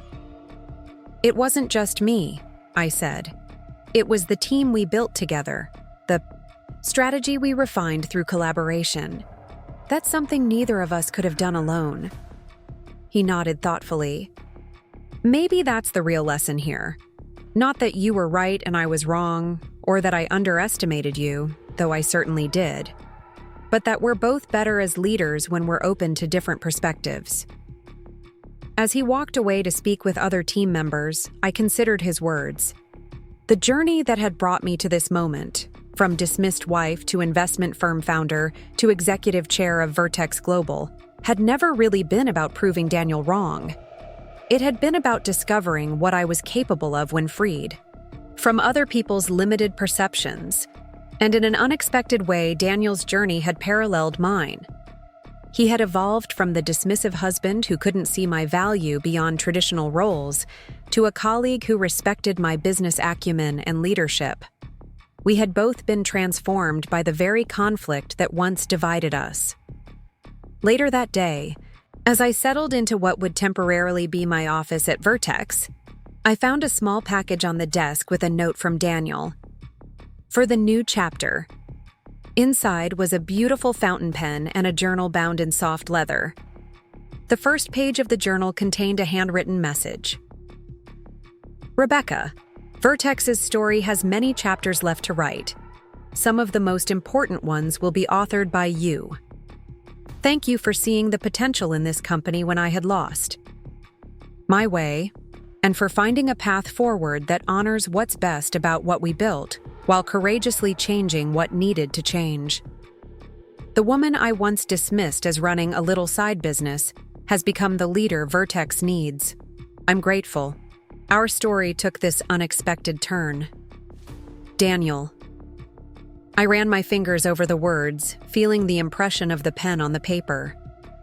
There was no romance in his message, no hint of rekindling what had been lost.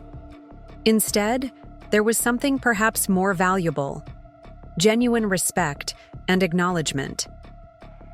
Setting the journal aside, I turned to my computer and opened the strategic plan we had developed for Vertex's next phase. There was still so much work to do, so many opportunities to pursue.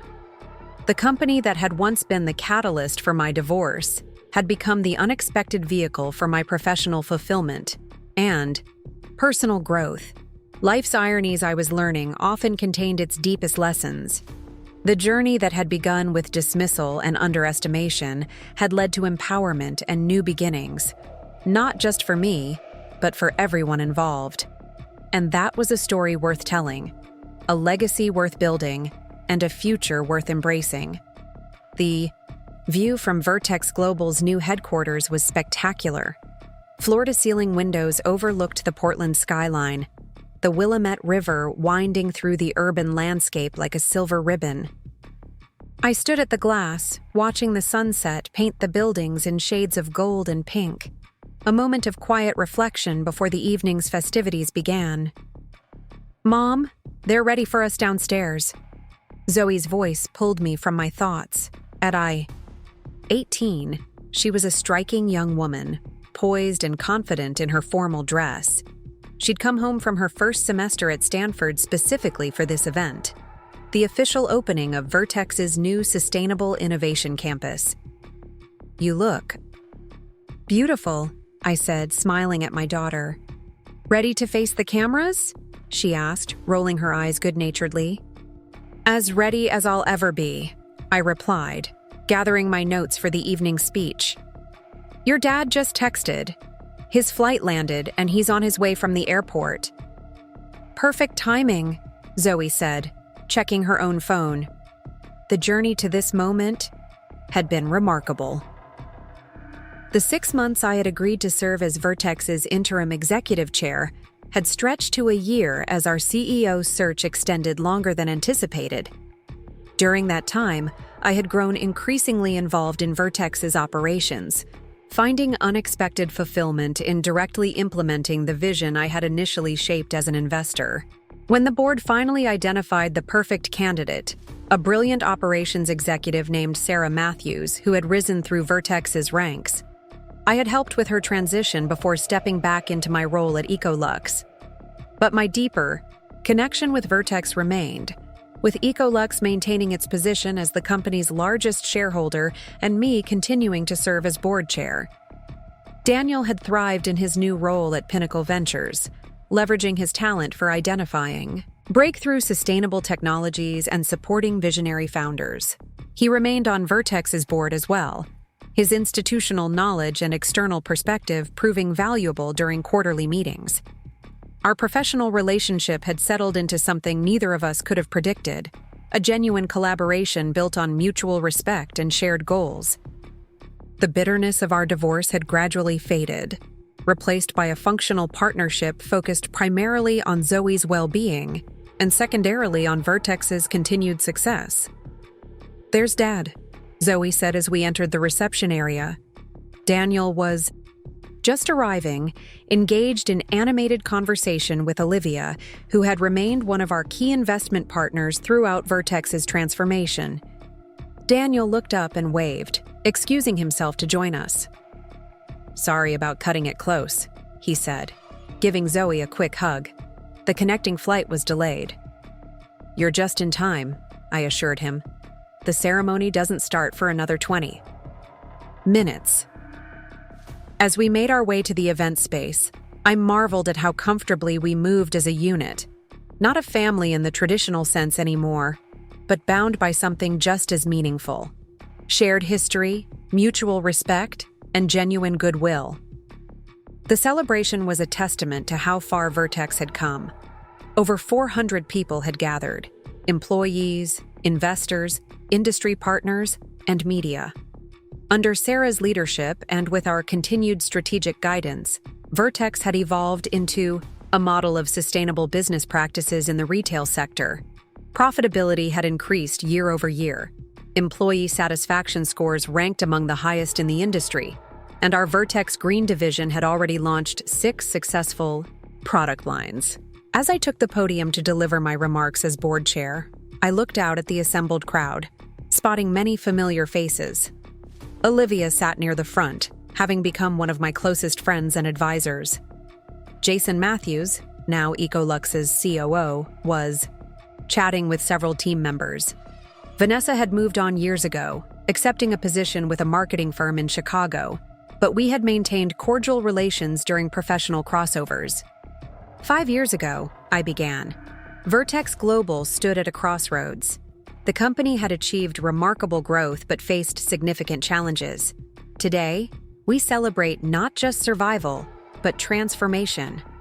Vertex is now a leader not only in retail, innovation, but in corporate responsibility, sustainable practices, and inclusive leadership. I acknowledge the contributions of everyone who had been part of the journey: the employees who had embraced change, the investors who had maintained faith in our vision, and the leadership team that had executed that vision with skill and determination.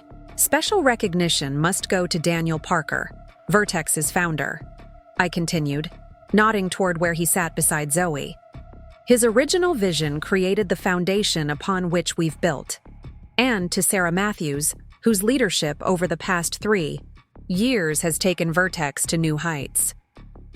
The speech continued with updates on our latest innovations and future plans, but my focus kept returning to how this moment encapsulated my own journey. From dismissed wife to respected business leader, from bitter ex-spouse to collaborative colleague. The path had been unexpected, but ultimately rewarding in ways I couldn't have imagined when I first set out to prove myself. At the reception following the ceremony, I found myself standing beside Daniel at the refreshment table, both of us taking a brief moment away from the constant congratulations and conversations. "Remember when you first told me about Ecolux?" he asked, a hint of nostalgia in his voice. I was so dismissive, so certain I knew better. I smiled, remembering the dining room table covered with my research, his casual dismissal of my efforts. "You were quite confident." "I was an idiot," he corrected, shaking his head. "But you know what's strange? In a roundabout way, my biggest mistake led to the best outcome for Vertex. If I had listened to you then, supported your ideas, we might have made safer investments, achieved moderate success, but we wouldn't be here. He gestured to the innovation campus around us. Life rarely follows a linear path, I agreed, especially the important journeys. Mom! Zoe appeared suddenly, excitement radiating from her. Professor Landry is here from the Stanford Sustainability Lab. Can I introduce you? Of course, I replied, pleased by her enthusiasm. As Zoe led me across the room toward her professor, I glanced back at Daniel, who gave me an encouraging nod. The moment captured the essence of where we had all arrived, supporting each other's paths while maintaining our distinct identities and pursuits. Later that evening, after most guests had departed, I found myself back at the windows, gazing at the city now illuminated by countless lights. Vertex's new headquarters stood as a physical manifestation of everything we had built. Not just a successful company, but a new way of approaching business and relationships. Penny for your thoughts? Olivia's voice interrupted my reflection as she joined me at the window. Just taking it all in, I replied. Sometimes I still can't believe how everything unfolded. She smiled knowingly. When you first pitched the Vertex acquisition to me, I thought you were at least partially motivated by revenge. I wasn't wrong, was I? I laughed softly. No, you weren't wrong. Proving Daniel wrong was definitely part of it. But somewhere, along the way, the motivation changed. That's the difference between success and true fulfillment, she observed. The former can come from external validation, but the latter requires something deeper. Her words resonated with the realization I had come to gradually over the years. The victory that had initially seemed most important, showing Daniel that I was more than just a hobbyist with a little side business, had ultimately been just the beginning of a much more meaningful journey. The true achievement wasn't in proving him wrong, but in discovering who I could become when freed from the limitations others had placed on me, and eventually, from the limitations I had placed on myself. As I drove home that night, I reflected on the decade that had transformed my life. The divorce that had once seemed like an ending had actually been a beginning. The desire for vindication that had initially fueled me had evolved into something far more sustaining: purpose, confidence, and genuine impact. And perhaps most surprisingly, the relationship that had been broken beyond repair had been forged into something new. Not a marriage, but a different kind of partnership built on hard-earned respect and shared values. The woman who had once been dismissed for her little side business had become a business leader, an investor, a mentor, and a board chair. But more importantly, she had become fully herself, defined not by her relationship to others, but by her own choices, values, and vision. As I pulled into my driveway, I smiled at the thought of tomorrow's breakfast with Zoe before she returned to Stanford. Life continued to evolve. Relationships continued to change.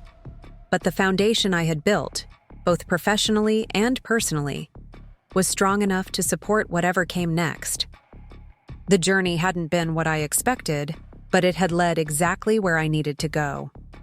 2 years after Ecolux acquired its controlling stake in Vertex Global, the company had undergone a complete transformation. What had once been a traditional retail corporation with a thin veneer of sustainability marketing was now an industry leader in authentic, eco-friendly practices. Our quarterly earnings call had just concluded, with analysts praising our continued growth in both revenue and profitability. The stock price had doubled since our acquisition, vindicating our strategy of prioritizing genuine sustainability over rapid expansion. I sat in my office at Ecolux headquarters, reviewing the presentation materials from the call when Natalie, our CFO, knocked on my door. "Got a minute, Becca?" "Of course," I said, gesturing to the chair across from my desk. "What's up?" She smiled broadly as she sat down. We just got the final valuation report for the Denver acquisition.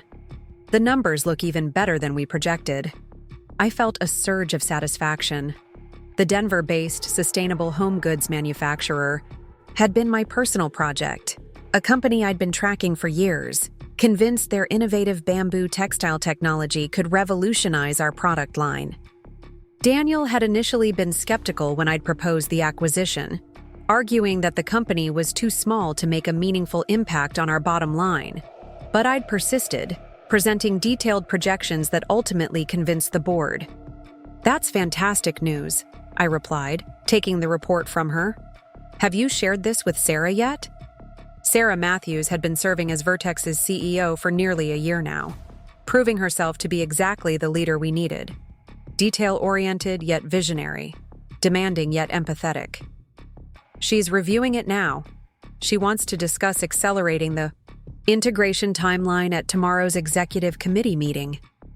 I flipped through the pages, noting with particular satisfaction that the environmental impact assessment showed an even greater carbon footprint reduction than we'd anticipated. This wasn't just good business. It was good for the planet. "Perfect timing," I said. "I'm having dinner with Daniel tonight to discuss the Pinnacle partnership. I'll bring him up to speed." Natalie raised an eyebrow. "You two seem to be having a lot of dinners lately." I shot her a warning look. "Professional dinners, Natalie. We're discussing the joint venture between Vertex Green and Pinnacle's sustainability fund." She raised her hands in mock surrender. "Just making an observation. You have to admit, it's quite the evolution from where you two started." She wasn't wrong. My relationship with Daniel had evolved in ways I never could have predicted when I first set out to acquire a stake in his company. What had begun as a quest for vindication had transformed into a genuinely productive professional partnership. "Evolution is the right word," I conceded. "We've both grown up a lot these past few years." After Natalie left, I turned to the window, looking out at Portland's skyline. The afternoon sun glinted off the glass towers downtown, including the distinctive silhouette of the new Vertex Global headquarters, a LEED Platinum-certified building that embodied our commitment to sustainability. My phone buzzed with a text from Zoe. "Finished my sustainability economics final, last one of junior year done. Still on for celebratory dinner tomorrow?" I smiled as I typed my reply. "Wouldn't miss it. So proud of you. See you at 7. At 19, Zoe had blossomed into a remarkable young woman, majoring in environmental economics at Stanford with a minor in sustainable business practices. She often joked that she was following both her parents' footsteps while carving her own. The thought filled me with pride. I gathered my things and headed to the restaurant where I was meeting Daniel. We'd fallen into a routine of monthly strategy dinners, always at the same place. An upscale farm-to-table restaurant halfway between Ecolux and Pinnacle Ventures offices. The owner, recognizing us as regulars, had begun reserving a quiet corner table without our asking. Daniel was already there when I arrived, reviewing documents on his tablet.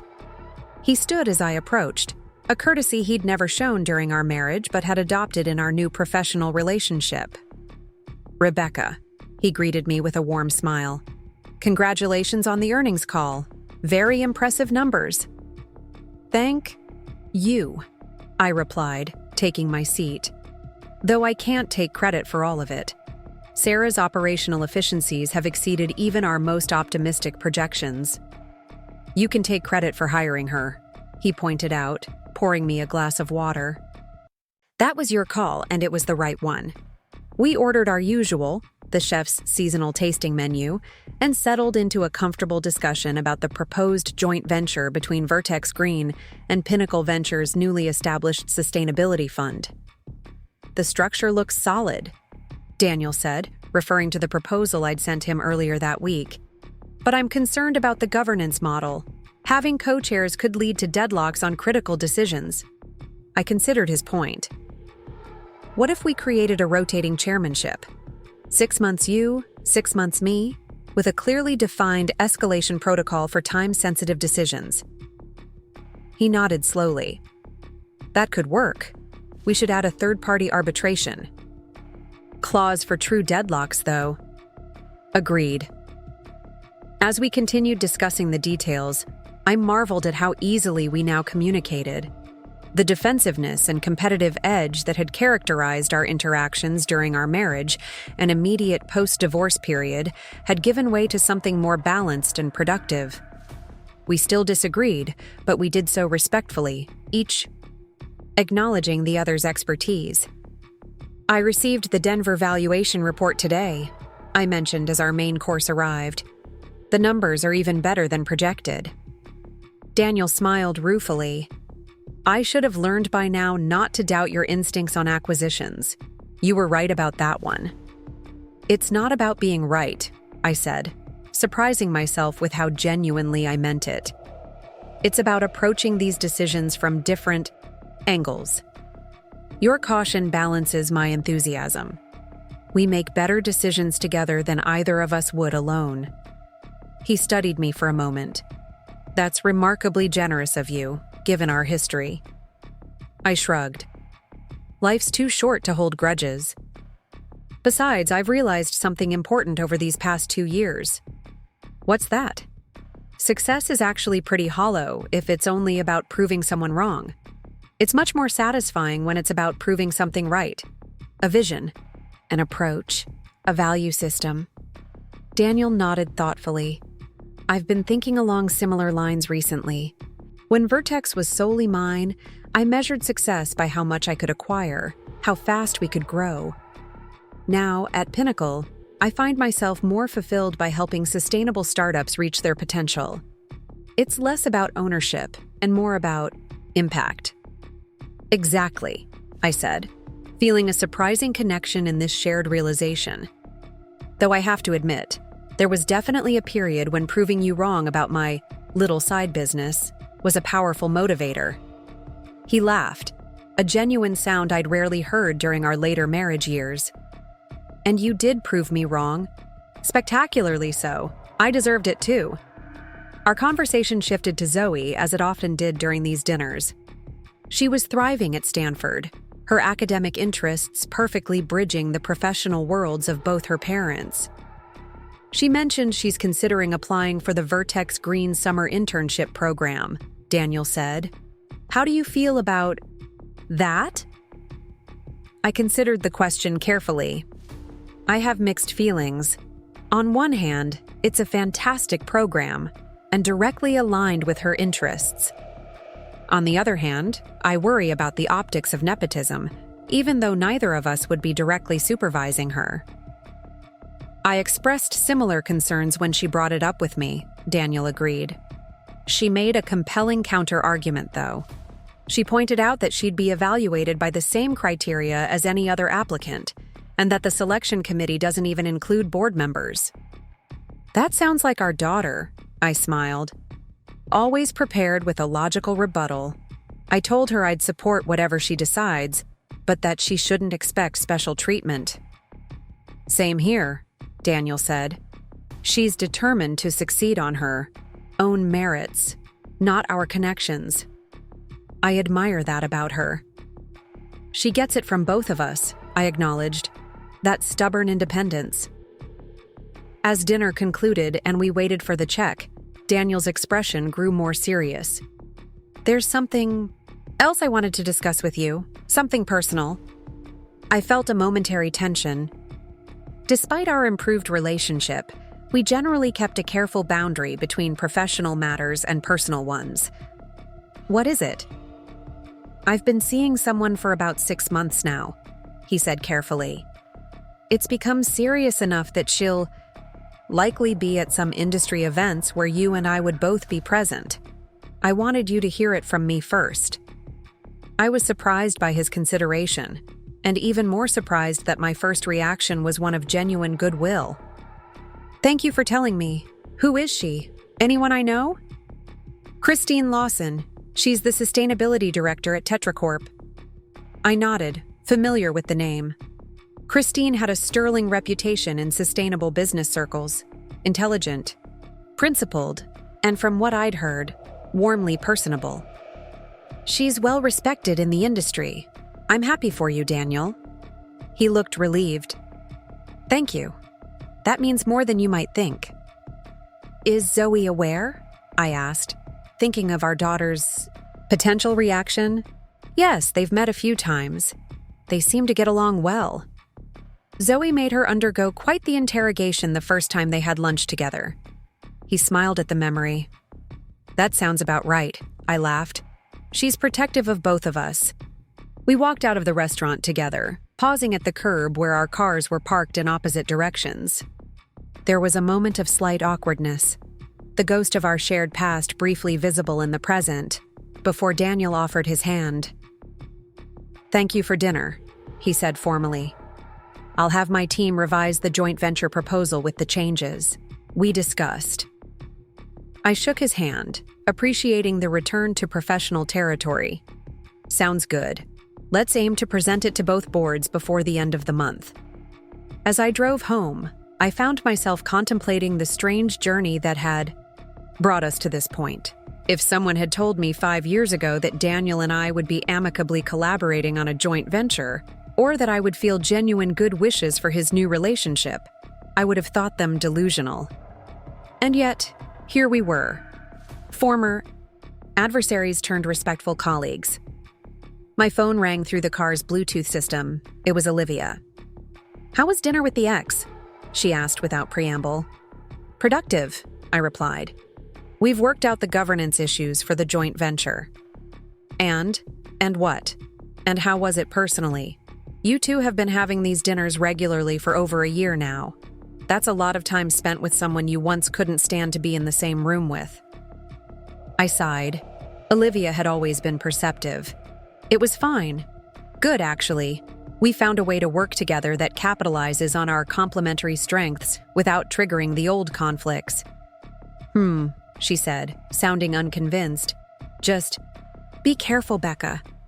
I remember how devastated you were after the divorce. This is entirely different, I assured her. We're not friends exactly, but we're effective colleagues. Besides, he's seeing someone new. He told me tonight. Ah, Olivia said, her tone shifting. And how do you feel about that? I considered the question carefully. Genuinely fine. Maybe even glad for him. Christine Lawson from Tetracorp. Do you know her? By reputation only. She seems impressive. She does, I agreed. Look, Daniel and I have both moved on emotionally. What we have now is a productive professional relationship and a shared commitment to Zoe's well-being. That's enough. If you say so, Olivia replied, still sounding doubtful. Just remember that feelings are complicated things. They don't always follow logical business plans. After we hung up, I pondered her words. Was she right to be concerned? Was there some unresolved emotional territory between Daniel and me that could complicate our carefully constructed professional detente? I didn't think so. The pain and betrayal I'd felt during our divorce had been real and deep, but they'd also been processed and ultimately transcended. I no longer defined myself in relation to Daniel, either in opposition to him or in alignment with him. I was simply myself, Rebecca Mitchell, founder of Ecolux Essentials and board chair of Vertex Global, making decisions based on my values and vision. The next morning, I arrived at Ecolux earlier than usual, wanting to review the quarterly projections. Before our executive team meeting, the office was quiet, with just a few early risers getting a head start on their day. I loved this peaceful time before the full energy of our creative, passionate team filled the space. I was deep in spreadsheets when my assistant knocked on the door. Sorry to interrupt, but Sarah Matthews is here to see you. She doesn't have an appointment, but she says it's important. I looked up, surprised. As Vertex's CEO, Sarah rarely came to Ecolux's offices, preferring to meet at Vertex headquarters or via video conference. Of course, send her in. Sarah entered, looking more formal than usual in a tailored suit rather than her typical business casual attire. Rebecca, thank you for seeing me without notice. Not a problem. I gestured to the chair across from my desk. What brings you to Ecolux so early? She took a deep breath, clearly gathering her thoughts. I received a very unexpected call last night from Garrett Innovations. My attention sharpened immediately. Garrett was one of the largest retail conglomerates in the country, known for their aggressive acquisition strategy. What did they want? They're preparing a hostile takeover bid for Vertex. They wanted to gauge my interest in staying on after the acquisition. I felt a cold rush of adrenaline. A hostile takeover? That's absurd. Our stock is performing well, our financials are solid. There's no vulnerability for them to exploit. That's what I thought too, Sarah agreed. But apparently, they've been quietly accumulating shares through various shell companies. Their banker claims they already control nearly 15% of outstanding stock. My mind raced through the implications. Ecolux and our consortium still owned the largest block at 28%, and Daniel held about 5% personally. The rest was distributed among institutional investors and public shareholders. If Garrett really had accumulated 15%, they could potentially make a credible run at control if they could convince enough institutional investors to support them. What did you tell them? I asked, studying Sarah's expression. That I'm committed.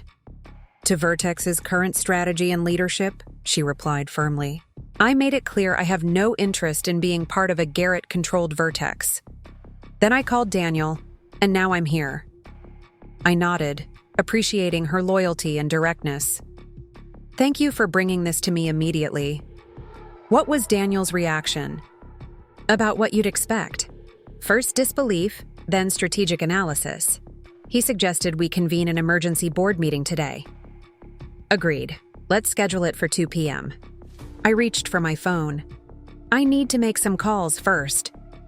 After Sarah left, I sat back in my chair, contemplating this unexpected threat. Garrett Innovations was everything Vertex had once been, but worse. Focused solely on profit maximization with no genuine commitment to sustainability. Their CEO, Victor Garrett, was notorious for squeezing every cent of profit from his acquisitions, regardless of the human or environmental cost. If they succeeded in taking over Vertex, they would undoubtedly dismantle all the progress we'd made, the authentic sustainability initiatives, the ethical supply chain reforms, the employee-friendly policies. They would extract maximum short-term value while destroying the company's long-term potential and ethical standing. I couldn't let that happen. Not just for business reasons, but because I truly believed in what we'd built at the reformed Vertex. It represented a model of how traditional corporations could transform into forces for positive change without sacrificing profitability. I called Daniel first. He answered immediately. I just heard from Sarah, I said without preamble. We need to move quickly, he replied, equally direct. Garrett is known for moving fast once their intentions become public. Agreed. I've scheduled an emergency board meeting for 2 p.m. today. Before that, I want to touch base with our major institutional investors to gauge their potential reactions. Smart. I'll reach out to my contacts at Wellington and Fidelity. They control about 7% between them. I'll take BlackRock and State Street. Together, that's another 9%. We continued dividing the outreach responsibilities, falling into a natural rhythm of collaboration that had become familiar over the past 2 years of working together. Despite the seriousness of the situation, I felt a certain confidence in our ability to handle it together. One more thing, Daniel said before we hung up. Victor Garrett and I have history. We were competitors back when I was still CEO, and it got ugly a few times. This may be personal for him. I absorbed this new information. You think he's targeting Vertex specifically because of you? It's possible. He made a run at us about a year before our divorce, and I managed to block it by convincing the board he would destroy the company's culture. He never forgave me for it. But you're not even CEO anymore, I pointed out. No, but I'm still associated with Vertex in the public mind. And now you're at the helm, another person who's bested him in business. You outmaneuvered him on the Westridge acquisition last year." I remembered the situation well. Ecolux had acquired a sustainable packaging company that Garrett had been pursuing, primarily because we'd offered not just a competitive price, but also a commitment to maintaining their environmental ethos. "So, this could be about both of us," I concluded. "Potentially, which means he'll fight dirty." "Then we'll need to be prepared for that," I said grimly. "See you at the board meeting." The next several hours were a whirlwind of calls, strategy sessions, and data analysis. By the time I arrived at Vertex headquarters for the emergency board meeting, I had spoken with representatives from our major institutional investors. The responses had been mixed, some expressing firm support for current management, others taking a wait-and-see approach. The boardroom was tense as the directors filed in. Daniel arrived just before the meeting was called to order, nodding briefly to me as he took his seat. Richard Wilson, still serving as our independent chairman, called the meeting to order. "I believe we all understand the gravity of the situation," he began. "Sarah, please brief the board on what you know so far." Sarah outlined her conversation with Garrett's banker, then presented the data our teams had gathered about Garrett's acquisition history and post-acquisition management style. The picture was grim.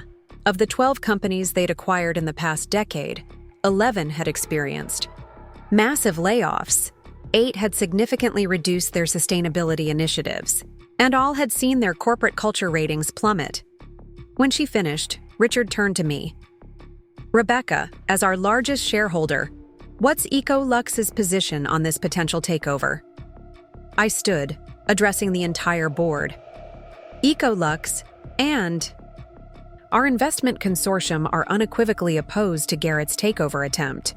We believe it would destroy the value we've built and undermine the authentic sustainability transformation that has made Vertex a leader in its industry. I outlined our preliminary analysis of Garrett's likely strategy and the potential defenses available to us. Our attorneys advise that we have several options, including a poison pill provision, seeking an alternative buyer, or pursuing a leveraged recapitalization that would make us a less attractive target. Daniel spoke next, providing insights from his historical encounters with Victor Garrett and suggesting additional defensive strategies. The board engaged in a thorough discussion of all options, weighing the pros and cons of each approach. After nearly 2 hours of deliberation, we settled on a multi-pronged strategy, implementing a modified poison pill provision that would make a hostile takeover prohibitively expensive, initiating a share repurchase program to reduce the number of shares available on the open market, and launching a comprehensive communication campaign to ensure shareholders understood the long-term value of our current strategy. "There's one more option we should consider," Daniel said as the meeting was wrapping up. "One that would likely end Garrett's attempt immediately." All eyes turned to him expectantly. "Ecolux and I could form a voting trust, combining our shares into a single voting block. Together, we'd control 33% of the company, enough to block any takeover attempt." A silence fell over the room as the implications of his suggestion sank in. A voting trust would be a powerful deterrent, but it would also represent an unprecedented level of formal cooperation between Daniel and me. "That's a significant step," Richard observed carefully. "It would essentially formalize the collaborative relationship you two have developed over the past 2 years." I considered the proposal thoughtfully. It would also signal to the market our absolute commitment to maintaining Vertex's independence and current strategic direction. "Precisely," Daniel nodded. "Garrett is counting on being able to exploit perceived divisions between us. A voting trust would eliminate that possibility entirely." "I'd need to consult with Ecolux's board and our consortium partners," I said. "But speaking personally, I think it's an option worth exploring." "Then let's reconvene tomorrow after you've had those conversations," Richard concluded. "In the meantime, we'll proceed with the other defensive measures we've agreed upon." As the meeting adjourned, Daniel approached me. Do you have time for a quick conversation? Privately? I nodded, and we moved to a small conference room adjacent to the boardroom. Once the door closed behind us, Daniel's professional demeanor softened slightly. I want to be transparent about my motives for suggesting the voting trust, he said. This isn't just about blocking Garrett, though that's certainly a primary goal. What else is it about? I asked, curious. It's about cementing the transformation of Vertex. What we've built together, what you've led, is something I believe in deeply.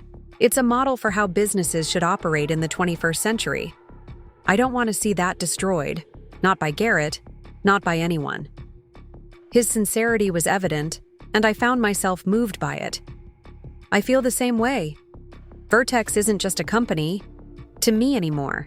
It's proof that businesses can be both profitable and responsible. Exactly, he said, meeting my gaze directly. We've come so far from where we started, from when I dismissed your little side business to now considering formally binding our business interests together. There's a certain poetic justice to it. I smiled, acknowledging the irony. Life takes unexpected turns, doesn't it? If you had told me 5 years ago that we'd be standing here discussing how to protect our shared vision for a company, I would have thought you were delusional. 5 years ago, I was delusional, he admitted ruefully, blinded by ego and a very limited definition of success.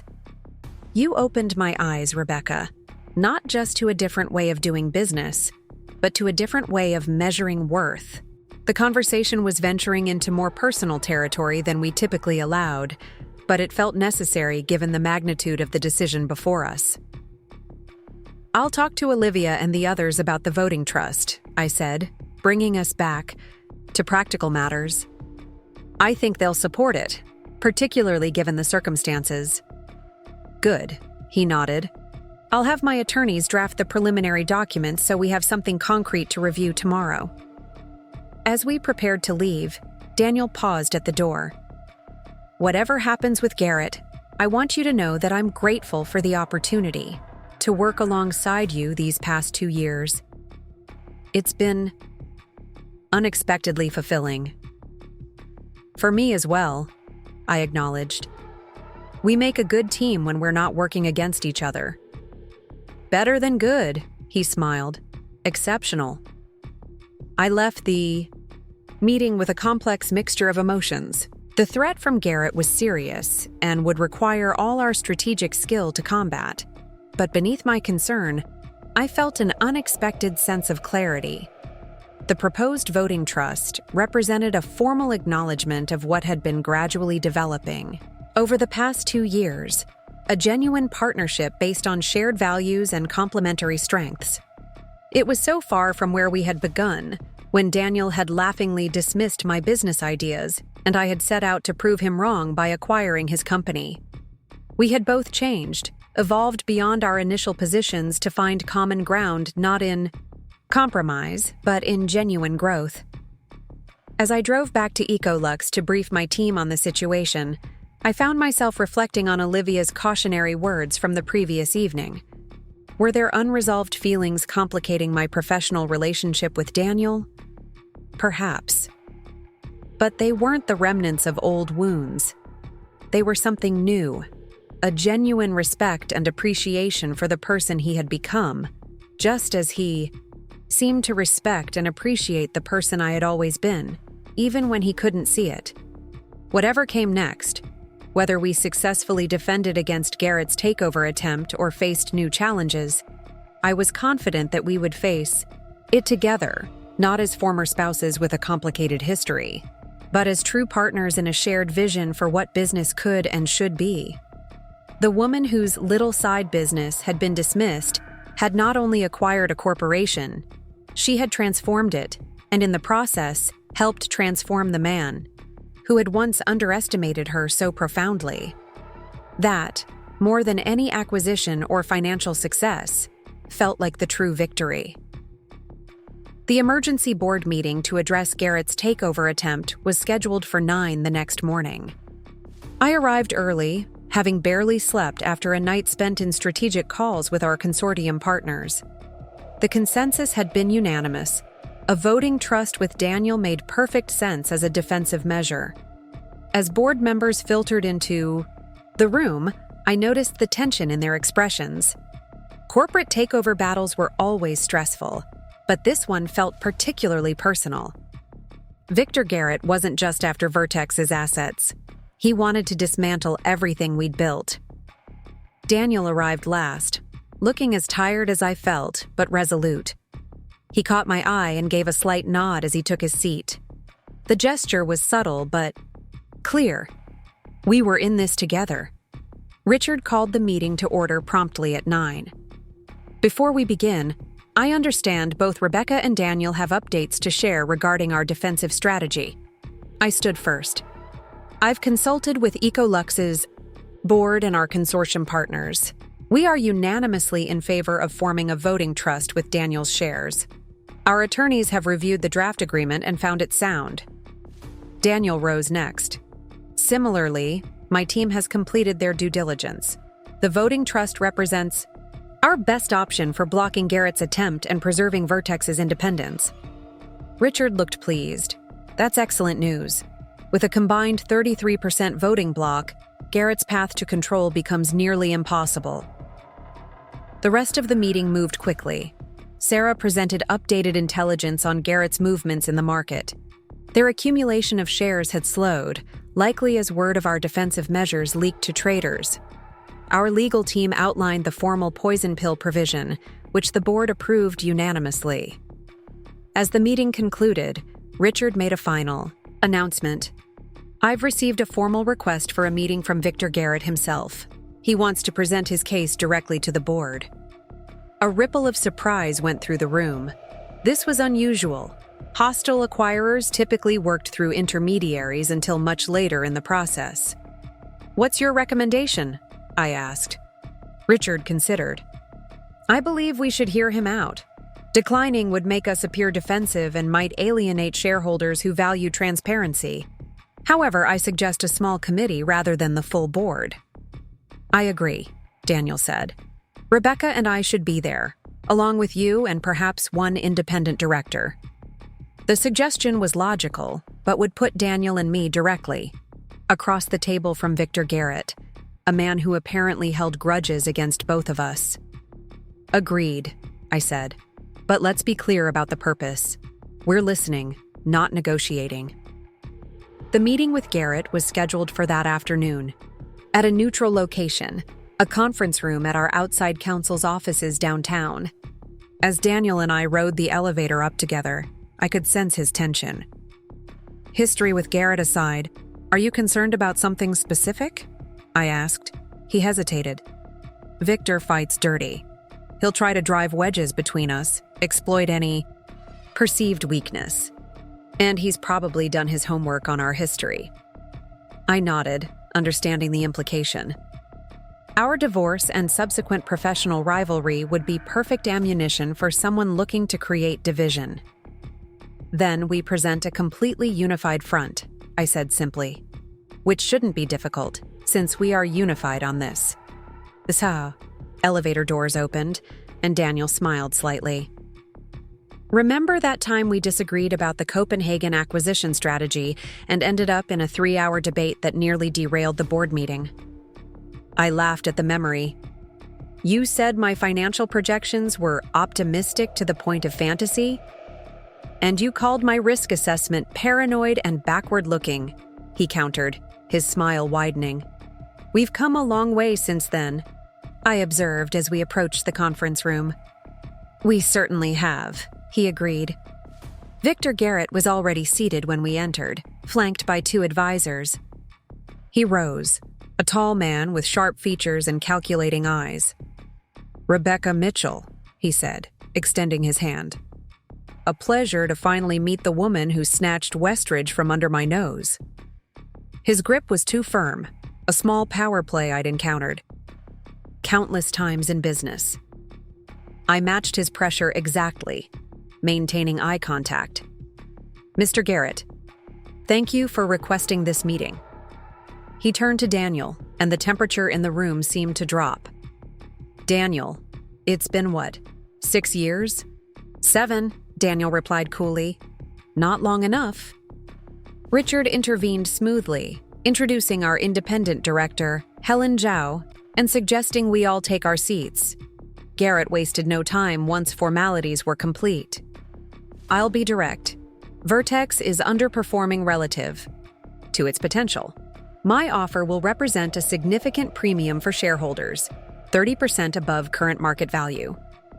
Vertex's stock has doubled in the past 2 years, I pointed out. Our profitability metrics lead the industry. By what measure exactly are we underperforming? Expansion, Garrett replied immediately. You've deliberately slowed growth to focus on what you call sustainability initiatives. Noble in theory, but it's leaving money on the table. Short-term money, Daniel countered. Our approach builds long-term value and resilience. Garrett smiled thinly. Always the idealist, Daniel. It's charming but outdated. Today's markets reward agility and growth, not philosophical commitments. Our philosophical commitments are precisely why we're outperforming our peers in customer loyalty, employee retention, and increasingly, investor interest, I said firmly. Sustainability isn't just ethical, it's good business. The meeting continued in this vein for nearly an hour. Garrett outlined his vision for Vertex: aggressive, expansion, cost-cutting, and a pivot toward higher-margin product lines regardless of their environmental impact. It was exactly as we'd feared, a complete dismantling of everything we'd built. Throughout his presentation, Garrett repeatedly tried to create daylight between Daniel and me, referencing our different management styles and suggesting that perhaps one of us might see the wisdom in his approach even if the other didn't. Neither of us took the bait. Our responses were consistent and complementary, building on each other's points rather than contradicting them. I could see Garrett's frustration growing as his divide-and-conquer strategy failed. Finally, he shifted tactics. Let's address the elephant in the room, shall we? You two have a rather complicated history. Divorce, professional rivalry, and now this performance of unified leadership. It's admirable theater, but surely the board must question the stability of such an arrangement. Richard stiffened. Mr. Garrett, that's entirely inappropriate. Is it? Garrett pressed. The company's 2 largest individual shareholders are ex-spouses with a documented history of conflict. That represents a governance risk any responsible acquirer would need to evaluate. I felt a flash of anger, but kept my expression neutral. Before I could respond, Daniel spoke. 7 years ago, I made the worst mistake of my professional life, he said quietly. I dismissed Rebecca's business acumen and vision because I was too arrogant to see beyond my own limited perspective. She proved me wrong in the most comprehensive way possible, not just by acquiring Vertex, but by transforming it into a better, stronger company than I could have built alone. He turned to me, his expression sincere. Our personal history is exactly why our professional partnership works now. We've moved beyond ego to focus on what matters, building a company that succeeds by every metric, including positive impact on the world. I was touched by his candor and added my own perspective. What Mr. Garrett sees as a governance risk, we see as a strength. We approach problems from different angles but share core values about business ethics and sustainability. That tension produces better decisions than either of us would make individually. Garrett looked from Daniel to me, his expression calculating. Very touching. But sentiment doesn't change the fact that I can offer shareholders a significant premium today, not promised returns based on feel-good initiatives. Our shareholders aren't interested in short-term gains at the expense of long-term value, Richard stated firmly. And with the defensive measures our board has approved, including the voting trust between Ms. Mitchell and Mr. Parker, your path to control is effectively blocked. Garrett's eyes narrowed at the mention of the voting trust. I see. So you've formalized your alliance. Interesting development. Not interesting, I corrected. Logical. We both believe in Vertex's direction and are committed to preserving it. The meeting concluded shortly thereafter. As Garrett and his team gathered their materials, he paused beside me. "This isn't over, Ms. Mitchell. I admire your transformation. Of Vertex, but every company has its price. I'll find yours." "Some things aren't for sale, Mr. Garrett," I replied evenly. "Our vision for Vertex is one of them." After Garrett left, our small group remained to debrief. Richard looked relieved. "That went better than I expected. Your unified front was quite effective." Helen nodded in agreement. "I was particularly impressed by how you complemented each other's points. There wasn't a single moment where Garrett could exploit any difference of opinion." "Because we don't have any fundamental differences on this issue," Daniel said simply. "The voting trust announcement clearly rattled him," I observed. That was the moment his demeanor changed from confident to calculating. "It represents a significant obstacle to his plans," Richard agreed. "Combined with the poison pill and our strong quarterly results, I suspect he'll reconsider whether Vertex is worth the fight." As we left the meeting, Daniel suggested we grab coffee at a nearby shop to discuss next steps. The cafe was quiet in the late afternoon lull, allowing us a private corner to talk.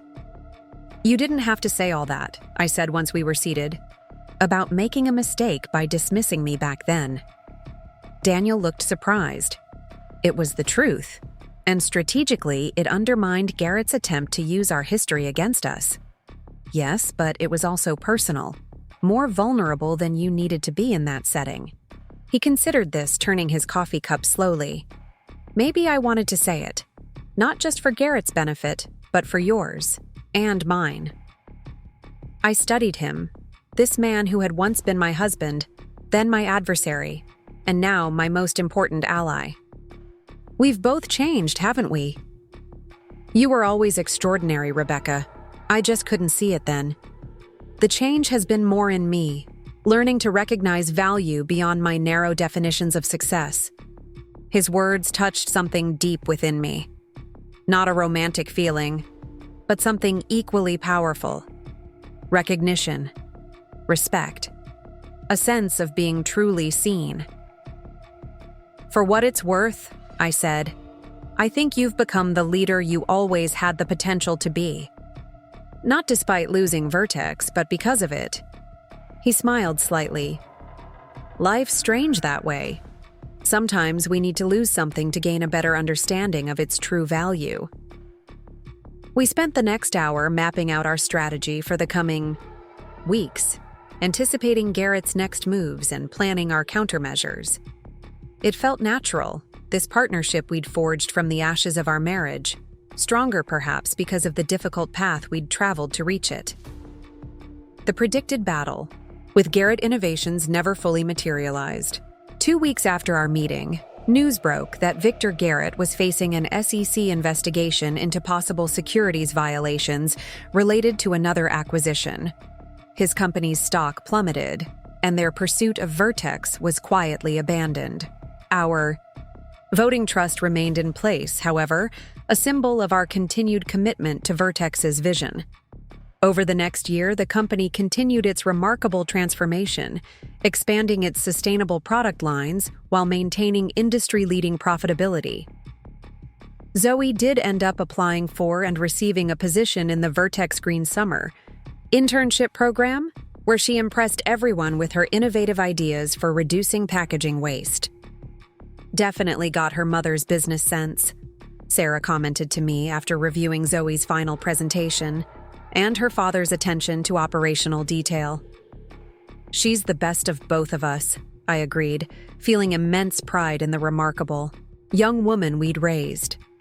The following spring, Vertex was recognized with the prestigious Global Sustainability Leadership Award, acknowledging our pioneering approach to balancing profitability with environmental and social responsibility. Daniel and I accepted the award together at a gala in New York, standing side by side on stage as equals and partners. When I dismissed Rebecca's little side business 8 years ago, I couldn't have imagined standing here today, Daniel said, during his portion of the acceptance speech.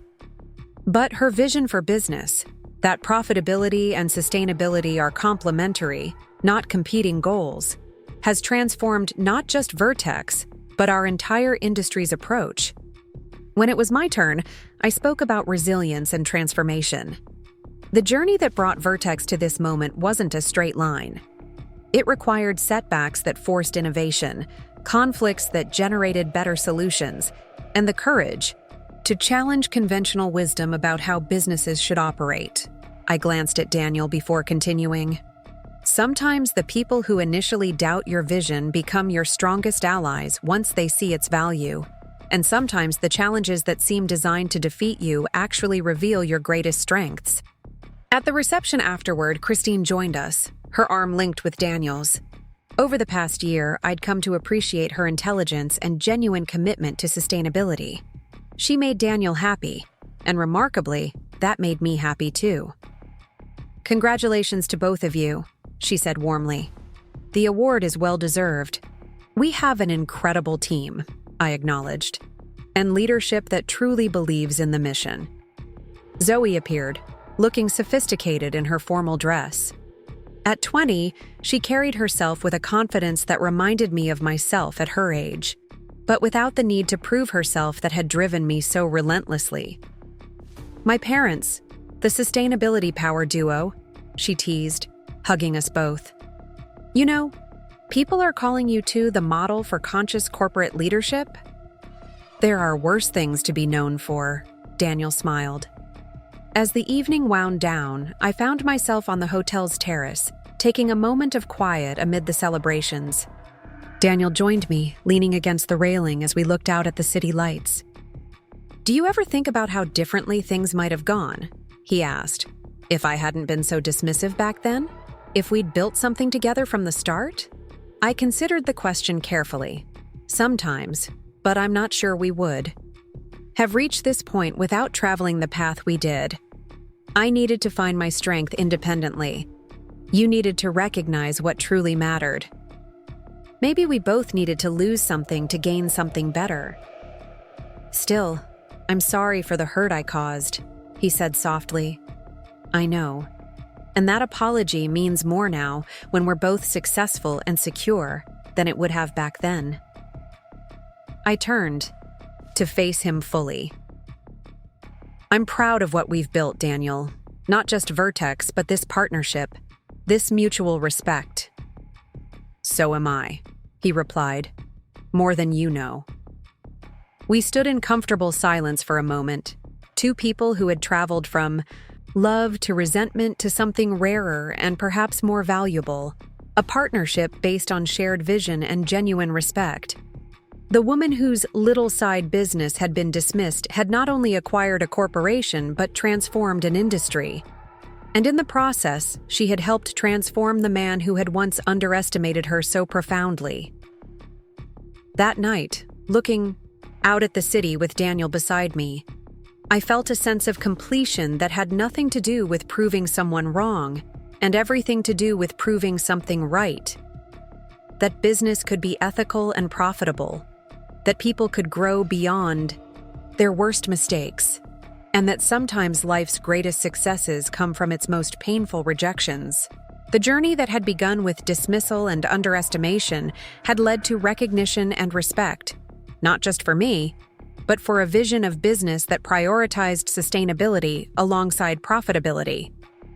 And that, more than any personal vindication, was the true success story. Up next, you've got two more standout stories right on your screen. If this one hit the mark, you won't want to pass these up.